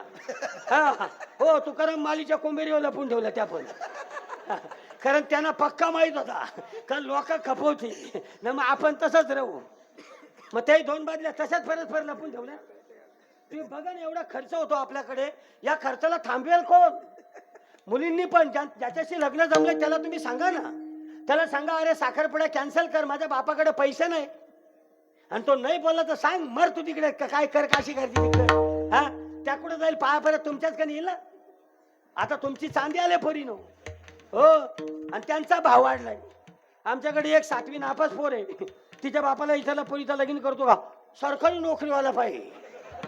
अरे पण तुझे पोर 7वीला 3दा नापास झाले, त्या बघ ना. काय कराल तुम्ही आता, सरकारी नोकरीवाला, मग आमच्या भावाला कोण पोर देईल सांगा तुम्ही मला. त्यामुळे मी मगाशी बोललो जेवतानी, कुंभमेळा 5व्या महिला पुढच्या वर्षी भरायला लागला. ज्यांची लगीन जमली नाही त्यांचा मेळावा. मला तुम्ही सांगा ना, कधीतरी तुम्ही बोला ना, बोलल्याने एक प्रश्न सुटतात महाराज. कोण प्रश्न सुटत नाही मला तुम्ही सांगा. मला काल एका मुलीचं स्थळ आलं होतं यांचं, म्हणजे माझ्या मुलीसाठी आलं होतं. मी त्यांना स्पष्ट सांगितलं, मी साखरपुड्याच्या विरोधातला माणूस आहे, मला लग्नामध्ये खर्च चालत नाही. असं असेल तर माझी मुलगी मी तुम्हाला देतो, नाही तर मग येऊ ना थोबार दाखवला तिकडे महाराज इकडे. ठीक आहे, मला मान्य आहे, हे माझं मागणं चुकीचं आहे. पण मुलींनो एक साधी गोष्ट सांगा, तुमचा बाप आयुष्यभर कर्ज भरीत राहील का मला तुम्ही सांगा ना. अरे सोना किती महाग झालाय, तुम्हाला गंठण करायची म्हणजे किमान 4 तोल्याची केली पाहिजे, आणि त्या टोनग्याला चैन करायची म्हणजे किमान 2 तोल्याची तर पाहिजे.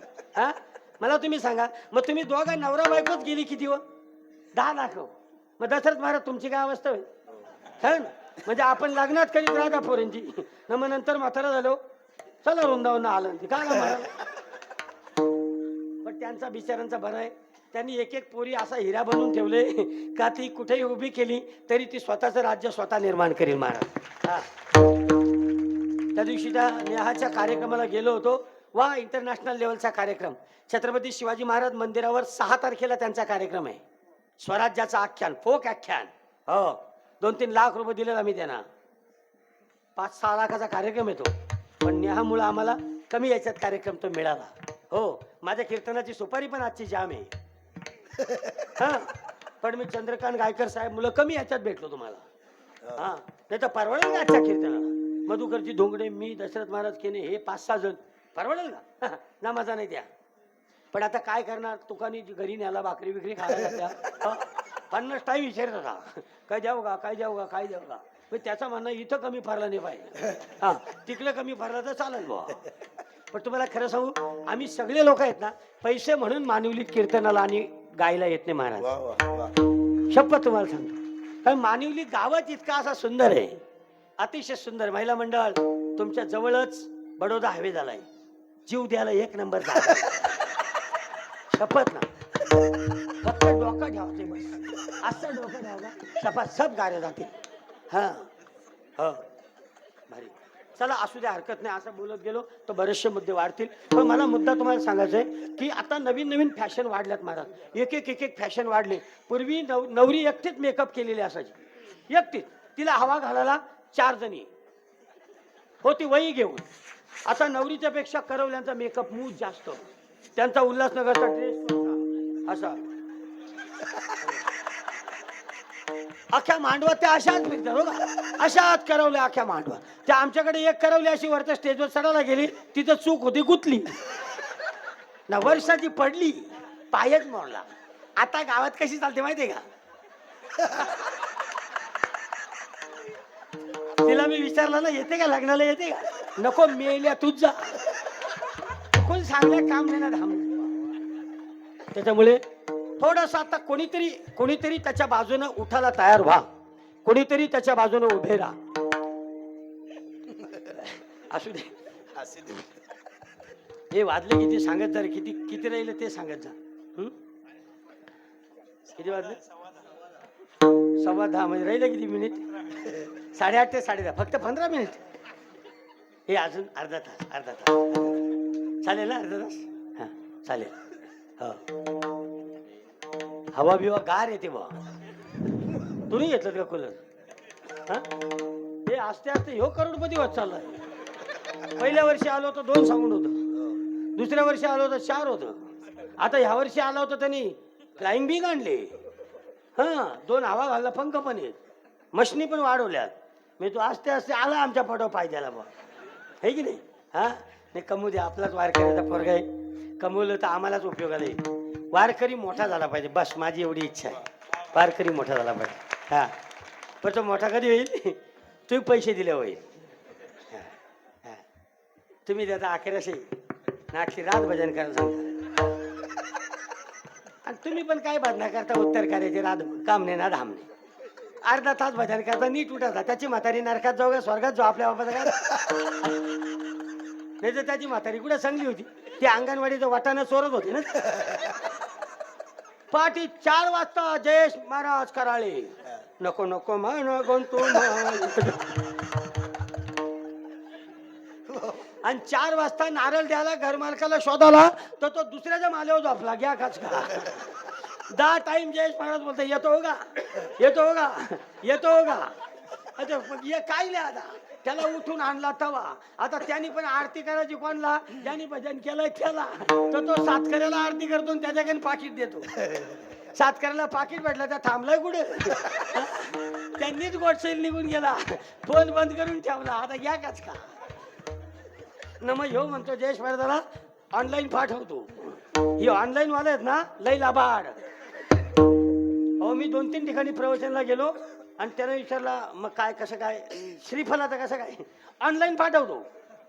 आता ऑनलाईन पाठवीत नाही द्या, त्यामुळे तुम्हाला जर कोण सांगलं ना ऑनलाईन पैसे पाठवतो, नादीत लागायचं नाही, सांगायचं माझा स्कॅनरच नाही, बिकार नाही माझा स्कॅनर.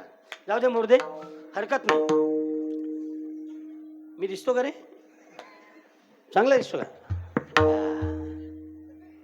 मला आता टीव्हीला झळकायचं आहे.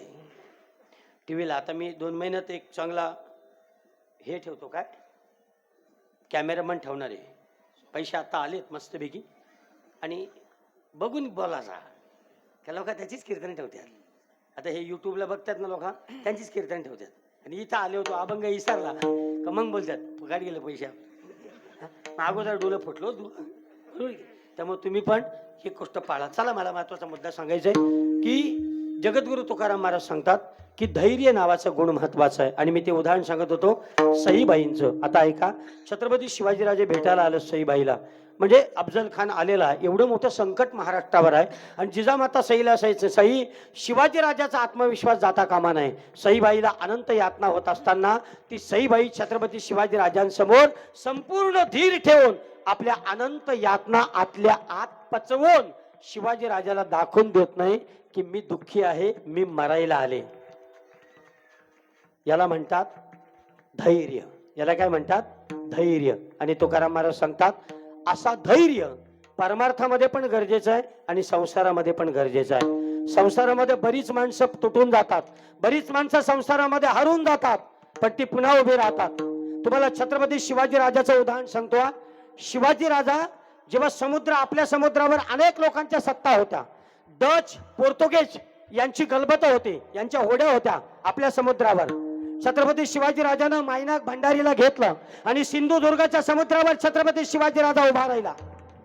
समुद्र खवळलेला होता आणि तो समुद्र छत्रपती शिवाजी राजाला सांगत होता की शुभा राजा, अरे या महाराष्ट्रातला मी असताना, अरे मी समुद्र तुझा असताना माझ्यावर परके राज्य करतात. शिवबा मला याच्यातून मुक्त कर. अरे पोर्तुगीजांची जहाज आहेत माझ्यावर डचांची जहाज आहेत, माझ्यावर मोगलांची जहाज आहेत, पण एकही भगव्या झेंड्याचा जहाज माझ्या समुद्रावर तरंगताना मला दिसत नाही. हे शिवाजी राजा हा माझा अपमान आहे. हा शिवाजी राजा हा तुझा अपमान आहे. हा मराठी सल्तनतेचा अपमान आहे. आणि ऐका, त्या दिवशी समुद्राच्या लाटा उंच उंच पडत होत्या. त्या लाटांकडे बघून माझा शिवाजी राजा समुद्राचा समोर शपथ घेतो. शिवाजी राजा समुद्राला सांगतो, हे सागर, अरे अग्नि में रहूंगा तो आग बन जाऊंगा, अरे मौत आ जाए तो मौत का सामान बन जाऊंगा, हमें पीछे रखकर उछलना ना हो सागर, अरे किनारे पर आओ तो को तूफान बन जाऊंगा. अशी शपथ छत्रपती शिवाजी राजा घेतो. आणि आश्चर्य वाटेल तुम्हाला, या कल्याण दुर्गाडीच्या किल्ल्यावर छत्रपती शिवाजी राजा पहिला होडी बनवण्याचा कारखाना काढतो. आणि सर्वात जास्त गलबत आणि जहाज समुद्रावर मराठ्यांच्या भगव्या झेंड्याचे फिरतात. याला म्हणतात धैर्य. विठ्ठल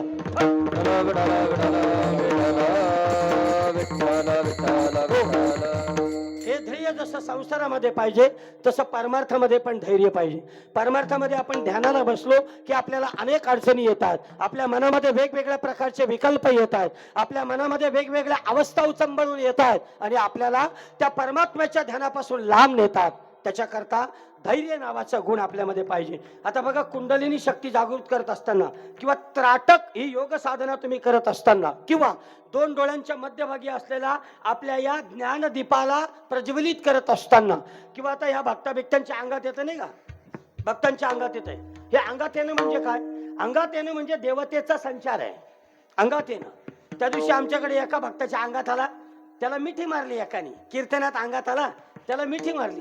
तो दुसऱ्याला सांगतो, सावकाश मिठी मार, खिशातल्या हिऱ्याच्या कांड्यांचा पुडा आहे तो फाटल बा. मला तुम्ही सांगा बा, अंगात देव आला तो म्हणतो हिड्या तुटतील याच्या खिशातल्या, काय कराल तुम्ही? पण आता सध्या त्यांची चांदी आहे. हा, मी आता तुमच्या गावातले 2 नंबर आहेत माझ्याकडे गोंधळ घालणाऱ्यांचे.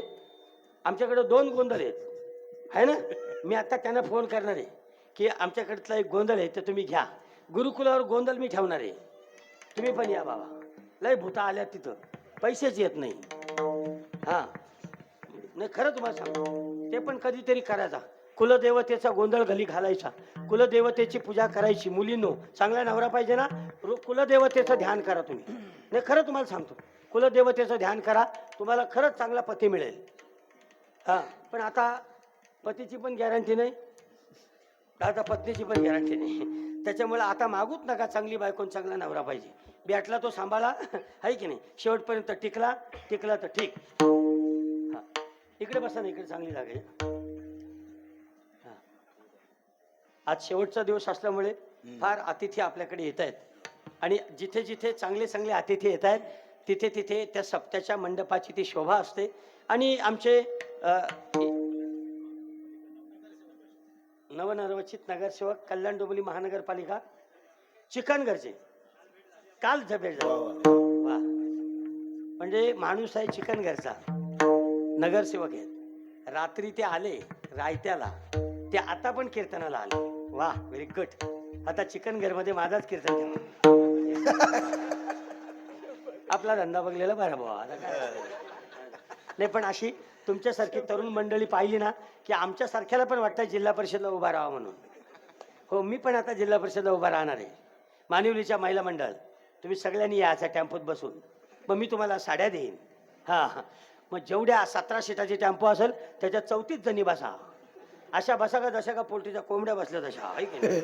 आणि मग तुम्ही यायचा माझ्याकडं आणि मग जोरात आवाज द्यायचा. येऊन येणार कोण? बाबांशिवाय हेच कोण? हां, मग मी तुम्हाला साड्या वाटणार. साड्या घरी घेऊन यायच्या आणि साडी खराब असली का मला पक्याशिवाय द्यायच्या. महत्वाचा मुद्दा असा नाही. खरंच मला असा विचार चालला आता यावर्षी जिल्हा परिषद लढवायची, पण बघू, कारण मला व्हायचंय आमदार.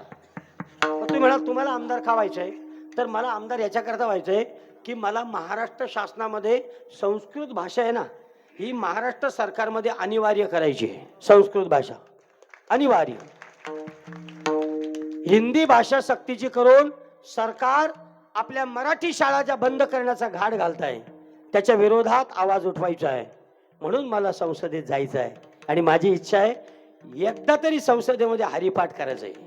एकदा हरिपाठ संसदेत करायचा.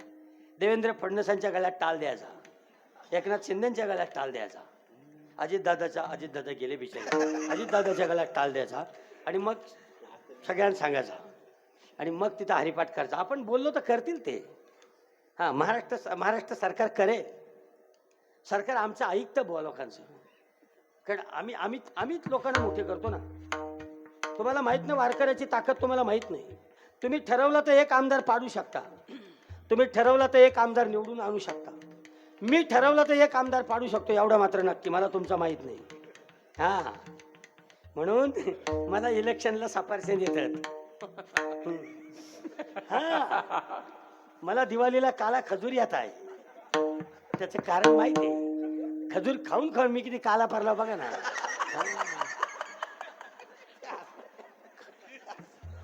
चला, महत्वाचा मुद्दा असा मला सांगायचं काय माहितीये का, मला सांगायचं धैर्य नावाचा गुण आहे ना, हा संसारामध्ये पण गरजेचा आहे आणि परमार्थामध्ये पण गरजेचा आहे. मग कोणत्या प्रकारचं धैर्य पाहिजे तर तुकाराम महाराज सांगतात, रणांगणामध्ये एखादा शूर आहे ना, शूर रणांगणामध्ये जेव्हा उतरतो तो तेव्हा मागे पाहत नाही, झोकून देतो स्वतःला, तो कधीच मागे पाहत नाही. मी एक साधं उदाहरण तुम्हाला सांगतो. धर्मवीर संभाजी राजाला जेव्हा पकडला बहादूर गडावर, तेव्हा सगळ्या महाराष्ट्रामध्ये बातमी गेली की सरच्या संभाजी राजाला पकडला. आता संभाजी राजाला पकडल्यानंतर संभाजी राजाचे सगळे माणसं कामाला लागली. कुठे ठेवलं असेल संभाजी राजाला, कुठे? आणि संभाजी राजाचा एक परम मित्र होता, त्याचं नाव आहे रायप्पा महार. तो रायप्पा महार संभाजी राजाचा जवळक मित्र होता. तो शोधत शोधत शोधत शोधत संभाजी राजाला जिथे पकडला होता बहादूर गडावर, त्या बहादूर गडावर तो रायप्पा महार त्या सैन्यामध्ये मुसलमानाचा वेश करून पाणी वाटण्याचं काम करत होता आणि त्याच सैन्यामध्ये तो शोधत होता कुठे लपवलं असेल माझ्या सरच्या संभाजी राजाला, कुठे लपवलं असेल माझा संभाजी राजा. आणि मग तो शोधत होता. एका ठिकाणी गर्दी दिसली, लोक तिथे तुंबताना दिसले, लोक तिथे शिव्या देताना दिसले. त्या तुडुंब गर्दीमध्ये रायप्पा महार हळूहळू गर्दीला बाजूला करत करत करत करत जातो आणि त्याचे डोळे अवाक होतात. डोळे बंद करतो, पाहतो तर काय, संभाजी राजाच्या अंगावर विदूषकाचे कपडे होते, संभाजी राजाच्या अंगावर तिथले लोक थुंकत होते, संभाजी राजाच्या अंगावर काही लोक तलवारी टोचत होते, संभाजी राजाच्या अंगावर कोणी दगड फेकत होता. धर्मवीर संभाजी राजाला नको नको ते बोललं जात होता. पकडला गेलेला, साखर दंडाने बांधलेला संभाजी राजाच्या या यातना, या हाल रायप्पा महारला सहन झाला नाही आणि रायप्पा म्हणतो, अरे माझ्या महाराष्ट्राच्या सरकारचा हाल उघड्या डोळ्यानं पाहून जगण्यापेक्षा अरे इथं मेलेला परवडला. आणि त्या क्षणाला रायप्पा महारानं सपासप दोन तलवारी उपसल्या आणि वाऱ्याच्या वेगानं विजयासारख्या तलवारी चालत रायप्पा महार सपासप माणसं कापत होता. अरे जणू त्याच्या अंगामध्ये बजरंगबली संचारला होता, जणू शिवशंकरानं तांडव करावा असा रायप्पा महार तांडव करत होता. त्याच्या दोन तलवारी लका लका लका लका अशा चालत होत्या. विजयासारख्या तलवारी जशा सपासप चालायच्या तशाच्या दोन तलवारीनं जेवढी शेकडो माणसं त्याच्या हातात येतील तेवढी शेकडी माणसं सपासप त्यानं कापून काढले. पण लाखो सैन्य रायप्पा महाराजच्या अंगावर तुटून पडला. त्याच्यावर वार झाले, कोणी दानपट्ट्यानं मारतो, कोणी पिचव्यानं मारतो, कोणी तलवारीनं मारतो. आणि रायप्पा महार घसरत घसरत घसरत घसरत माझ्या संभाजी राजाच्या समोर आला. रायप्पा महाराजच्या रक्ताच्या चिलकांड्या संभाजी राजाच्या पायावर पडल्या आणि मरता मरता रायप्पा महार संभाजी राजाला सांगतोय, धन्य तुम्हाला सोडवू शकलो नाही धने, पण तुमचे हाल या डोळ्याने पाहूही शकलो नाही धने. तेव्हा संभाजी राजे म्हणतात रायप्पा महाराला, जेव्हा जेव्हा मराठ्यांचा रक्तरंजित इतिहास लिहिला जाईल, जेव्हा जेव्हा या संभाजी राजाचा बलिदान इतिहासामध्ये सुवर्ण अक्षरानं लिहिला जाईल, रायप्पा माझ्या नावासमोर तुझं नाव देखील जोडलं जाईल. याला वीरता म्हणतात. आणि असा वीर जेव्हा तुटून पडतो ना तेव्हा तो मरणाची पर्वा करत नाही. म्हणून तुकाराम महाराज देवाला प्रार्थना करतात, देवाला मागतात, देवा जर मला धैर्य द्यायचं असेल ना, तर एखाद्या रणांगणामध्ये एखादा शूर, एखादा वीर रणांगणामध्ये युद्ध जिंकण्याच्या प्रचंड आत्मविश्वासाने चाललाय ना, जेव्हा ते धैर्य मला माझ्या परमार्थात आणि मला माझ्या संसारात दे, अशी मागणी करतात अभंगाच्या पहिल्या चरणात. रणी निघता शूर न पाये माघारे, रणी निघता शूर न पाये माघारे, रणी निघता शूर न पाये माघारे, रणी निघता रणी निघता शूर न पाये माघारी, रणी निघता शूर न पाये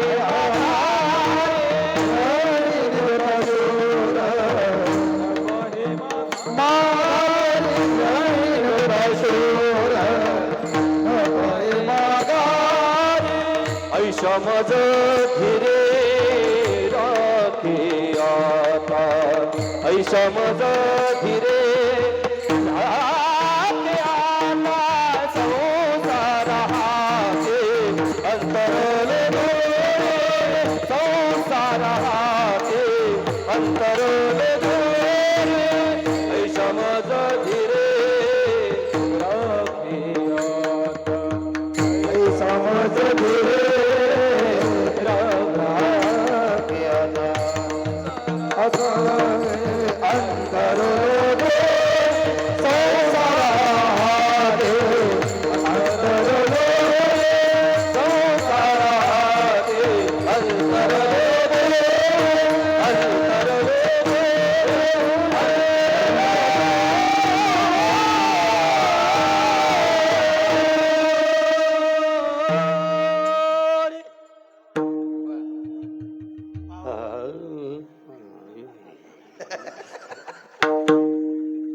तुमच्या चौघांचे असं आहे, नुसतं तोंड हलवलं ना, हातवारे केले ना, तरी लोकांना वाटलं होच गातो बुवा. नाही पण आज आहे ना, आज तुम्हाला खरं सांगू का, आज जे ना साक्षात सरस्वतीनं या सगळ्यांच्या जिभेवर शब्द ब्रह्माचा आशीर्वाद ठेवलेला महाराज.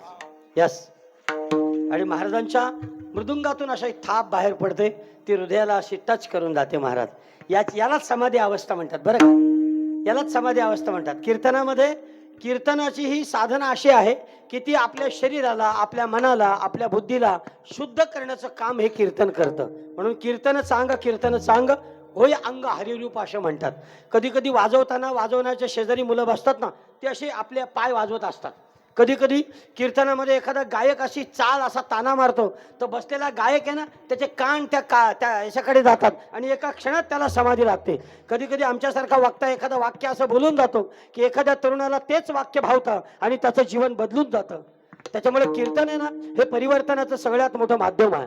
त्यामुळे वारकरी संप्रदाय जगाच्या पाठीवर अनेक संप्रदायांचा उदय झाला, उगम झाला, पण जगाच्या पाठीवर जोपर्यंत चंद्र आणि सूर्य आहे तोपर्यंत वारकरी संप्रदायाचं तत्वज्ञान टिकून राहील, एवढी गोत्र मास्तर लक्षात ठेवा. म्हणून वारकरी संप्रदाय हा उपनिषदाकडे नेणारा संप्रदाय, वारकरी संप्रदाय हा वेदाकडे नेणारा संप्रदाय, वारकरी संप्रदाय आपल्याला आपल्या जीवन मूल्यातून आपला धर्म शिकवणारा संप्रदाय. आणि मग अशा संप्रदायामध्ये वेगवेगळ्या प्रकारचे सिद्धांत आहेत, त्यापैकी आजचा मागणीचा सिद्धांत विठ्ठल. म्हणून तुकाराम महाराज म्हणतात, देवा मला धैर्य दे. मी मगाचपासून तुम्हाला सांगतोय, धैर्य म्हणजे काय? धैर्य म्हणजे पेशन्स, धैर्य म्हणजे स्थिरता, धैर्य म्हणजे धैर्यपणा, म्हणजे अगदी धीर. कोणत्याही गोष्टीमध्ये तुम्ही घाई नका करू. तुका म्हणे नाही चालत तातडी, प्राप्त काल घडी आल्या बीन. डॉक्टर व्हायचं आहे, कंडक्टर व्हायचं आहे, कलेक्टर व्हायचं आहे, तुम्ही ध्येय तुमच्या डोळ्यासमोर ठेवा. 2 वर्षापूर्वी 12वीच्या परीक्षेमध्ये राज्यामध्ये पहिला आलेला विद्यार्थी तुमच्या मुंबईच्या झोपडपट्टीमध्ये स्मशानभूमीमध्ये स्मशानाच्या लाकडांच्या उजेडावर अभ्यास करणाऱ्या विद्यार्थ्याचा पहिला नंबर आला होता राज्यात. प्रतिकूल परिस्थितीमध्ये माणसं शिकतात, पण त्याच्याकरता आपलं ध्येय, आपल्याला यशाकडे नेणारा आपलं टार्गेट आपल्याकडे लागतं आणि ते तुम्ही मिळवा. रणी निघता शूर न फिरे माघारी किंवा न पाहे माघारी. शूर असतो ना, शूर तो माघारी पाहत नाही. शूराची काय लक्षण आहेत ऐका, शूराची लक्षण आहेत. तुकाराम महाराज सांगतात, शूर आणि धीर अंजनीची या कुमारा किंवा धीर स्वामी काची तुझा धर. हा, शूर आणि धीर स्वामी काजी तो सादर. तुकाराम महाराज हनुमंताचं उदाहरण देताना म्हणतात, हनुमंतराय शूर आहे. शूर कोणाला म्हणावा तुम्हाला सांगतो. हनुमंतराय जेव्हा उड्डाण केलं ना, हनुमंतानं जेव्हा उड्डाण केलं तेव्हा समुद्रामधून मैनाक पर्वत बाहेर निघाला. तो मैनाक पर्वत सोन्याचा होता. तो सोन्याचा पर्वत हनुमंताला सांगतो माझ्याकडे विश्राम कर. तेव्हा हनुमंत म्हणतो नाही, मैं मेरे राम जी का काम करने जा रहा हो, मैं विश्राम नहीं कर सकता. याला म्हणतात धैर्य. पुढे सुरिका नावाची राक्षसीन मिळाली. ती म्हणाली पहिल्यांदा माझ्याबरोबर युद्ध कर. तो म्हणाला मला तुझ्याबरोबर युद्ध करायला वेळ नाही आहे. ती म्हणाली माझ्या तोंडातून बाहेर येऊन दाखव, मगच तू पुढचा प्रवास करशील, नाहीतर तू प्रवास करू शकत नाही. हनुमंतराय मोठा झाला आणि हनुमंतरायानं पटकन क्लुप्ती चालवली. छोटा झाला, तिच्या तोंडात गेला, बाहेर आला. सुरेखाने आशीर्वाद दिला, जा तुला कोणी पराजित करू शकत नाही. याला म्हणतात शूर. तो पुढे गेला आणि लंकेची लंकिनी पुढे आली. ती म्हणाली हनुमंताला माझ्याबरोबर लग्न कर. हनुमंत म्हणाला मला तेवढा वेळ नाही आहे, मी माझ्या रामाच्या कामाला आलो आहे, मी माझ्या रामाचं कार्य करेन आणि मगच इथून निघून जाईन. विचार करा, 3 प्रकारची प्रलोभनं आली. या 3 प्रकारच्या प्रलोभनाला न जुमानता आपलं ध्येय गाठत हनुमंतरायानं दिलेलं रामानं काम केलं. याला म्हणतात धैर्यवान किंवा शूर पुरुष, जो मागे हटत नाही. काही झालं तरी तो मागे हटत नाही. मी तुम्हाला एक साधं उदाहरण देतो. लायजी पाटील नावाचे एका कोळ्याचं. छत्रपती संभाजीराजाने त्याला, शिवाजीराजाने त्याला मोहीम दिली. जंजिरा किल्ला माहितीये ना, जंजिरा किल्ला अलिबागचा तिथलं ना, जंजिरा किल्ला हा किल्ला अजूनपर्यंत मराठ्यांना जिंकता आला नाही बरं का, अजूनपर्यंत जिंकता आला नाही. संभाजीराजाने सेतू बांधायचं ठरवलं होतं, पण इकडे औरंगजेब 5 लाखाचं सैन्य घेऊन महाराष्ट्रात आला, त्याच्यामुळे संभाजीराजाला तिकडे जाता आलं नाही आणि तो किल्ला अजिंक्य राहिला. म्हणजे जंजिरा किल्ल्याला अजिंक्य किल्ला म्हणतात. तिथे लायजी पाटील नावाचा एक कोळी माणूस होता. छत्रपती शिवाजीराजाने त्याला काम दिलं की तू जंजिरा किल्ला फत्ते करून ये. तो लायजी पाटील रात्री निघाला आणि त्यांनी होड्या लावल्या. आता ऐका, जंजिरा किल्ल्याला होड्या लावला. त्यावेळी जंजिरा किल्ल्यावर हापशी होते आणि हापशी कट्टर होते. माहितीये का, हापशी म्हणजे आता हे बलुची लोक आहेत ना, नाही का, बलुची लोक ते आंबिवलीला आहेत नाही का तुमच्या, ते आपल्या मराठी लोकांना कुदवतात ती. हा, मध्ये कुठलं नाही 2-3 पोलिसांनी. हा, काही दिवसात खडेवलीला तुम्हाला कुठलं पाहिजे, काही दिवसात टिटवाल्याला बल्ल्यानीला तुम्हाला कुठला पाहिजे. बातमी मला आली तर मी बॉम्बच टाकीन तिथून. हा, अरे डोळे फुटलेत का. बाहेर गावचा माणूस आपल्या गावात जेव्हा येतो तेव्हा आपल्या तो माणूस कुठला आहे काय.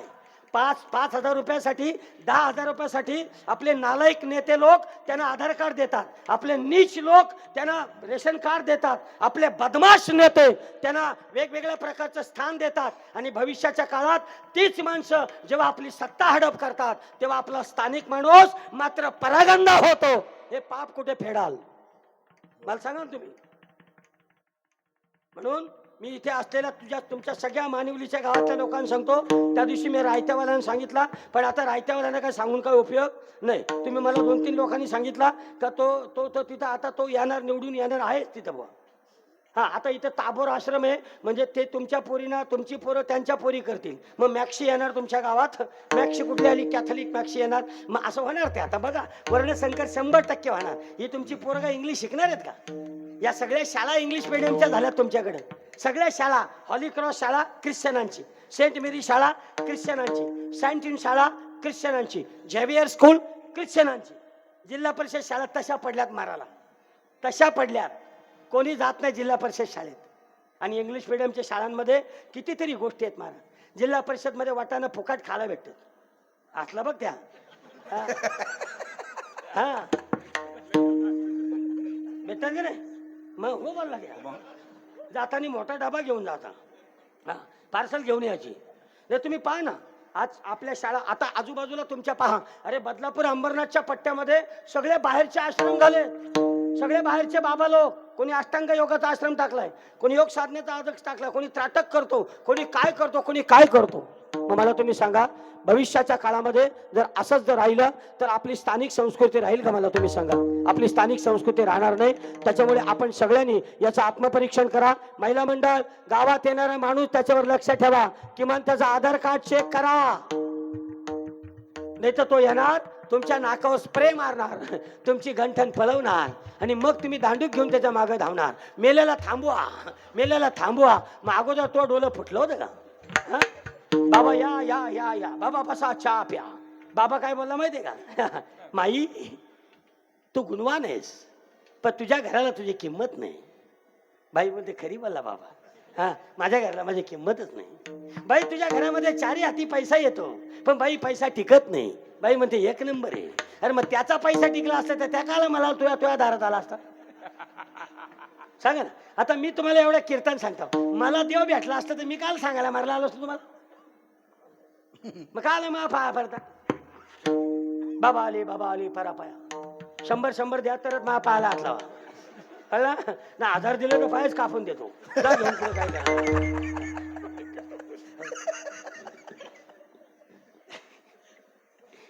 असू दे, मला नाही का पाया पडत जाऊ. ही सगळी संत मंडळी यांच्या पाया पडत जा. मी पण आता भगवा झेंडा फिरवतो. आता एका मठाधिपती होतो मस्तपैकी. मठाधिपती व्हायचा, लोक आली नुसता आशीर्वाद द्यायचा. लोक येतात, लोक कुठं कुठे येतात. त्या दिवशी गुरुवारी स्वामी समर्थांच्या मंदिरात गर्दी पाहाल आमच्याकडं. बाबा बाबा बाबा बाबा, गुरुवारी धरता का तुम्ही उपास? हा, स्वामी समर्थ अशक्य ते शक्य करतील स्वामी. मग सगळं स्वामीच करतील, मग आपण का गोट्या घालतो का? काय चाललंय? कधी ह्या सगळ्या गोष्टी पाहिल्या ना की मला असा कधी प्रश्न पडतो की तुम्ही लोक चाललेत कुठं? सांगा ना तुम्हाला, तुम्ही चाललेत कुठं महाराज? कोणीतरी तुम्हाला दाखवतो, तुम्ही त्याच्या मागे लागता. कोणीतरी तुम्हाला हे करतो, तुम्ही त्यांच्या नादी लागता. हा, तुकाच्या घरात पण 2-3 फॉल्टी फोटो आहेत. आता जाताना ते फोटोच गाडीत टाकून देतो तिकडे फेकून मुर्दी. हा, कंच देव घेऊन बसला, काही समजा नाही मला, काम नाही. काय 17 छापन देऊन घेऊन बसला घरामध्ये. हो, तो हनुमान असा त्याचा का पोटात म्हातारा झाला. काल फोटो लावताना तो नीट तर लाव ना, कोणाचा फोटो लावता. एका शिवाजी महाराजांचा फोटो लावला होता. आणि मी बोललो ह्यो कुठला शिवाजी महाराज तुम्ही आणला होता? कोणी दिला का आणला? आता हे आमचे कीर्तनकार पण कधी कधी काही इकाला आणतात नाही का ते फोटो 10 रुपयाला त्या फोटो. असा आणला तर घ्यायचा नाही कोणता.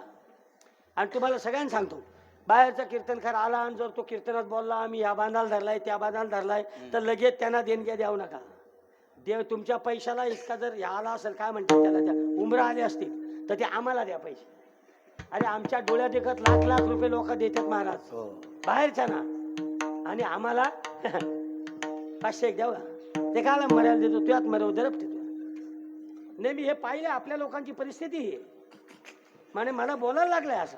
हे बघा, आम्ही बोलतो ना, मनाला लावून घ्यायचं नाही कधी. आम्ही परिवर्तनासाठी बोलतो. आता मला सांगा, मानवलीत का माझा कोण नातेवाईक आहे का? आहे का कोण नातेवाईक? हा, तुम्हाला असं वाटतं तुकाराम माझा नातेवाईक आहे, तुकाराम करता माझा नातेवाईक आहे, त्याला एक दिवस पैसे कमी दिले तर येणार नाही परत मग. हा, पण प्रश्न तो नाही. प्रश्न बदल घडवण्यासाठी तुम्ही कुठेतरी उभे राहिले पाहिजेत की नाही. आमचं काम नाही का? मला सांगा, आम्ही वेड्यासारखं तुम्हाला सांगायचं निघून जायचं, हा वेडेपणा चालेल का? नाही चालणार. म्हणून परिवर्तन आपण केलं पाहिजे. 7-8 मिनिटं द्या मला फक्त. पहिलं एक चरण घेतो आणखी, बाकीचं पुढच्या वर्षी सोडू. आपल्याला धंदा आहे काय? हा, आता कांब्यात कीर्तन आहे. किती तारखेला आपला? गुढी पाडव्याला कांब्यात यायचं, कळलं का? कांब्यात कीर्तनाला 100 घेऊन यायचा. पाया पडला लगेच 100. तू पण ये रे, आणि जरा फॅर अँड लवली लाव. हा, इतका काला माणूस बरा नाही. हा, नाही खरी सांगतो तुला. तो बघ कसा गोरा आहे बघ. हा, आहे ना, तो बघ ना कसा बसलाय, अक्कलकोटचे बाबा बसले तसे. हो, भारी भारी. आणि हा एवढा शांत कसा काय? एवढी शांत पोरा नसली पाहिजे. पोरा म्हणजे लई चारबारी पाहिजेत. हो, लई चारबारी. तो आमचा एक महाराज एका गावात कीर्तनला गेला. त्या पोर म्हणतात, चला बाबा तुम्हाला लस्सी पाजतो. आता बाबाला फुकटची लस्सी प्यायची होती, काही गरज आहे का? बाबा गेला लस्सी प्यायला. त्यांनी एक तांब्या पाजला. त्या पोर म्हणतो अजून आणू का? बाबा म्हणतो आण. त्यांनी आणखी एक तांब्या आणला. काही गरज आहे का? एक तांब्या घ्यायला पेन आणि घरी निघणार. तर तो आणखी एक तांब्या प्याला. तांब्या पिल्यानंतर बाबा अजून त्या पोराला विचारतो, काय रे तुला मम्मीच बोलणार नाही का? तो काय मम्मी बोलत, रात्रीत त्याच्यात उंदीर मेला होता. मम्मी मला बोलली सकाळी फेकून दे, तर मी बोललो फेकून देण्यापेक्षा बाबांनी दिलेली परवडली. आता अशी लस्सी जर बाबा प्याला तर बाबाची अवस्था काय झाली असेल? बाबांनी तो तांब्या घातला आणि जमिनी वापरला. त्या पोर आणखी जोरात रडायला लागला. त्या म्हटलं, मम्मी आपल्या बाथरूमला जायचा तांब्या बाबांनी फोडला, आता आपण बाथरूमला काही नाही याचा. संपला कार्यक्रम. एवढी चला मला मुद्दा सांगायचे. रणी निघता शूर न पाहे माघारी त्याची मज धीरे राखे आता. तो घरा मला सांगतात देवा, रणांगणामध्ये एखादा शूर निघालेला आहे, तो मागे पाहत नाही आहे, त्याचा शौर्यवानपणा, त्याच्या अंगामध्ये असलेला धैर्य आहे ना, तो संसारामध्ये देवा मला तू दे. याचं कारण आहे धैर्य हा गुण असा आहे, किती संकट आली तर त्या संकटातून आपल्याला वाचू शकतो. म्हणून तो लायजी पाटील आहे ना, त्या लायजी पाटलानं जंजिरीला शिड्या लावल्या. तो लायजी पाटील जंजिरावर चढला, पण हापशाना खणक लागली आणि लायजी पाटलाला पहाटे पहाटे जंजिरावरून उडी टाकावा लागला, शिड्या तिथेच ठेवावा लागल्या. आता खाली मान घालून लायजी पाटील आला, छत्रपती शिवाजी राजांसमोर मान खाली घालून बसला. त्याला असं वाटलं छत्रपती शिवाजी राजा माझी मुंडकी छाटतील, पण छत्रपती शिवाजी राजाने सांगितलं लायजी पाटलाला पालखीचा मान द्या. ही बातमी लायजी पाटलांनी ऐकली, डोळे बाहेर केले. छत्रपती शिवाजी राजाला सांगितलं राजा काय चुकलं राजा? हो राजा मी शिड्या लावू नाही शकलो, मी जंजिरा उतरू नाही शकलो आणि मग तुम्ही मला पालखीचा मान देता. तेव्हा छत्रपती शिवाजी राजे सांगतात लायजे लायजे, अरे तुम्ही जंजिरा चढू नाही शकलात, पण लायजे जंजिरावर चढण्याची हिंमत माझ्या एका मराठ्याने केलं. हाच मराठ्याचा शूरपणा माझ्यासाठी महत्वाचा आहे महाराज. त्याला म्हणतात असा शौर्यपणा आपल्यामध्ये पाहिजे. रणी निघता शूर न पाहे माघारी तेची मज धीरे राखे आता. आता हे धैर्य का मागतात तर तुकाराम महाराज सांगतात, मी संसाराच्या हातामध्ये जेव्हा सापडलो, पारमार्थिक माणूस जेव्हा संसाराच्या अडचणीमध्ये सापडतो तेव्हा त्याची अवस्था दोन जात्यांच्या तळीमध्ये सापडलेल्या गव्हाच्या दाण्यासारखी असते.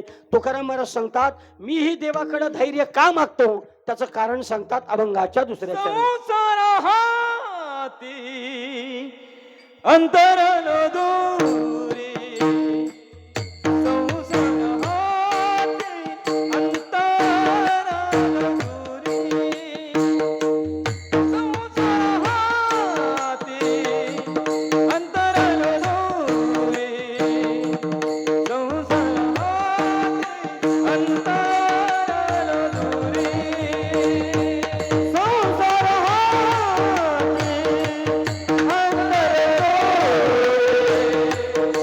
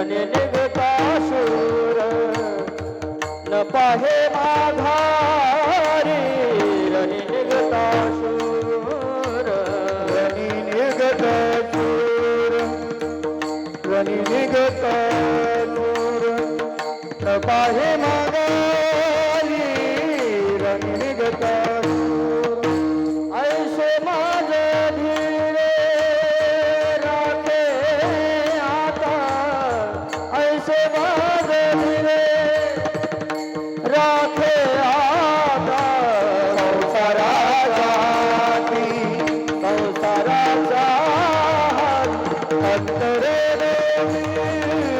संसाराचा आता कृपा करी नारायणा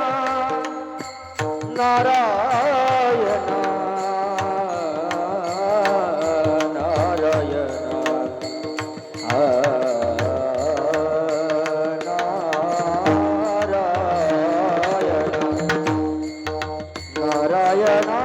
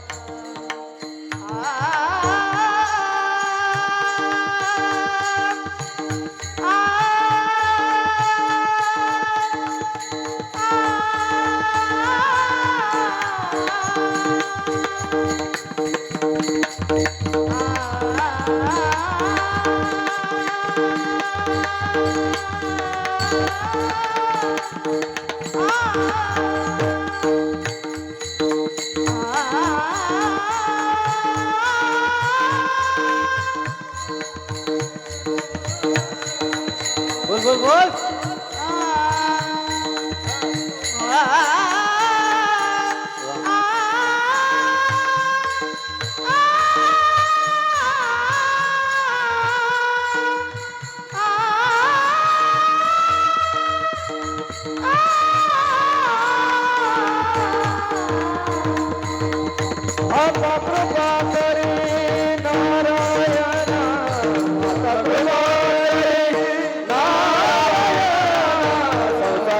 संसाराचा अंतरले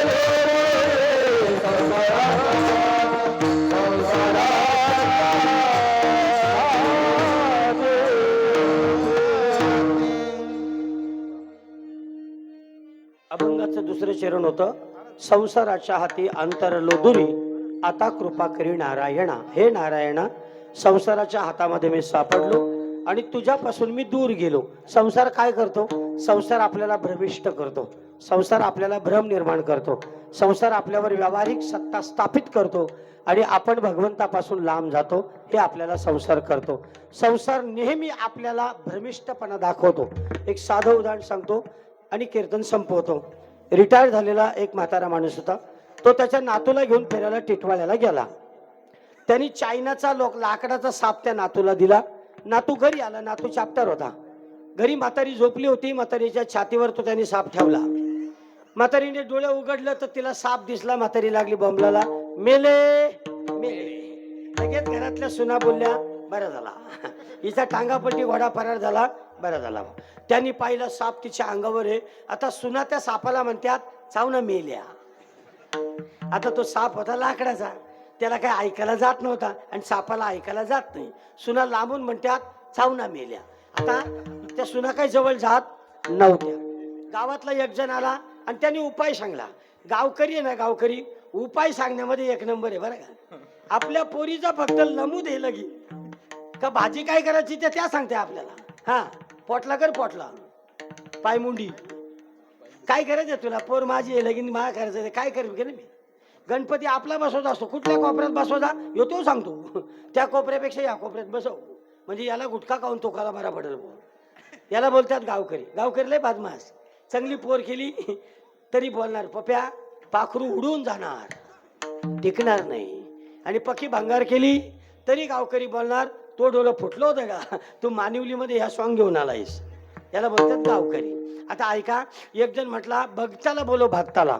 भक्ताला बोलवला. भक्तानं उडीत घेतलं, त्या सापावर मारलं. तो साप काही जागचा हल्ला नाही. त्याच्यानंतर एक जण म्हटलं, बँजू पार्टीवाल्याला बोलव. बँजू पार्टीवाल्याला बोलवला तरी तो काही साप जागचा हल्ला नाही. शेवटी ज्या म्हाताऱ्याने साप घेऊन गेला होता तो म्हातारा आला. याच्या घराजवळ गर्दी पाहिली. म्हातारा म्हणतो, आपली बाई गेली बा. मोकळाच झालो. जातो तो पाहतो तर म्हातारीच्या छातीवर साप होता. म्हातारी घाबरलेली होती. कोणी गावकरी जात नव्हता. म्हातारी म्हणत होती, मेले मेले. यांनी पाहिला टिटवाळ्याचा मीच घेऊन दिलाय. हा पटकन गेला. हा म्हटलं, मी जाऊ का. लगेच सून म्हणते, जा बाबा तुम्ही पण जा. म्हणजे तिच्या पण चावल, याच्या पण चावल आणि आपला सातबारा कोरा होईल बुवा. म्हातारा गेला. म्हाताऱ्याने साप घेतला, खिशात टाकला ना म्हातारा निघून गेला. आता मला या उदाहरण एक गोष्ट सांगा. सगळा गाव भ्रमिष्ट झाला होता. खोटा साप आहे खरा मानत होता. आणि तो म्हातारा, त्याला माहिती होतं का हा साप खोटा आहे आणि तो मी आणलेला आहे, हे त्याला ज्ञान होतं. म्हणून जिथे ज्ञान आहे तिथे भ्रमाचा निराश आहे आणि जिथे अज्ञान आहे तिथे भ्रम आहे. म्हणून संसारामध्ये मनुष्य गुंतून जातो, तो देवापासून लांब जातो. याच्याकरता देवाच्या जवळ जाण्यासाठी धैर्य पाहिजे. ते धैर्य तुकाराम महाराज अभंगाच्या पहिल्या चरणात मागतात. ते तिसऱ्या चरणामध्ये तुकाराम महाराज सांगतात, वागवितो तुझ्या नामाच्या हत्यार. तुझ्या नामाचा हत्यार वागवतो, मी काही लाचार नाही. आणि शेवटच्या चरणात म्हणतात, देवा जर मी मागे फिरलो आयुष्यामध्ये, जर कधी मागे पडलो मी, तर हा माझा दोष नसेल, हा दोष तुझा असेल. कारण मी तुझ्याकडे मागितलेलं आहे, तुझ्याकडे मी प्रेरणा मागितलेली आहे. असा आजच्या अभंगाचा भाव होता. आजच्या या कीर्तनासाठी रायगड जिल्ह्यातील सुप्रसिद्ध वादक प्रतापरावजी पाटील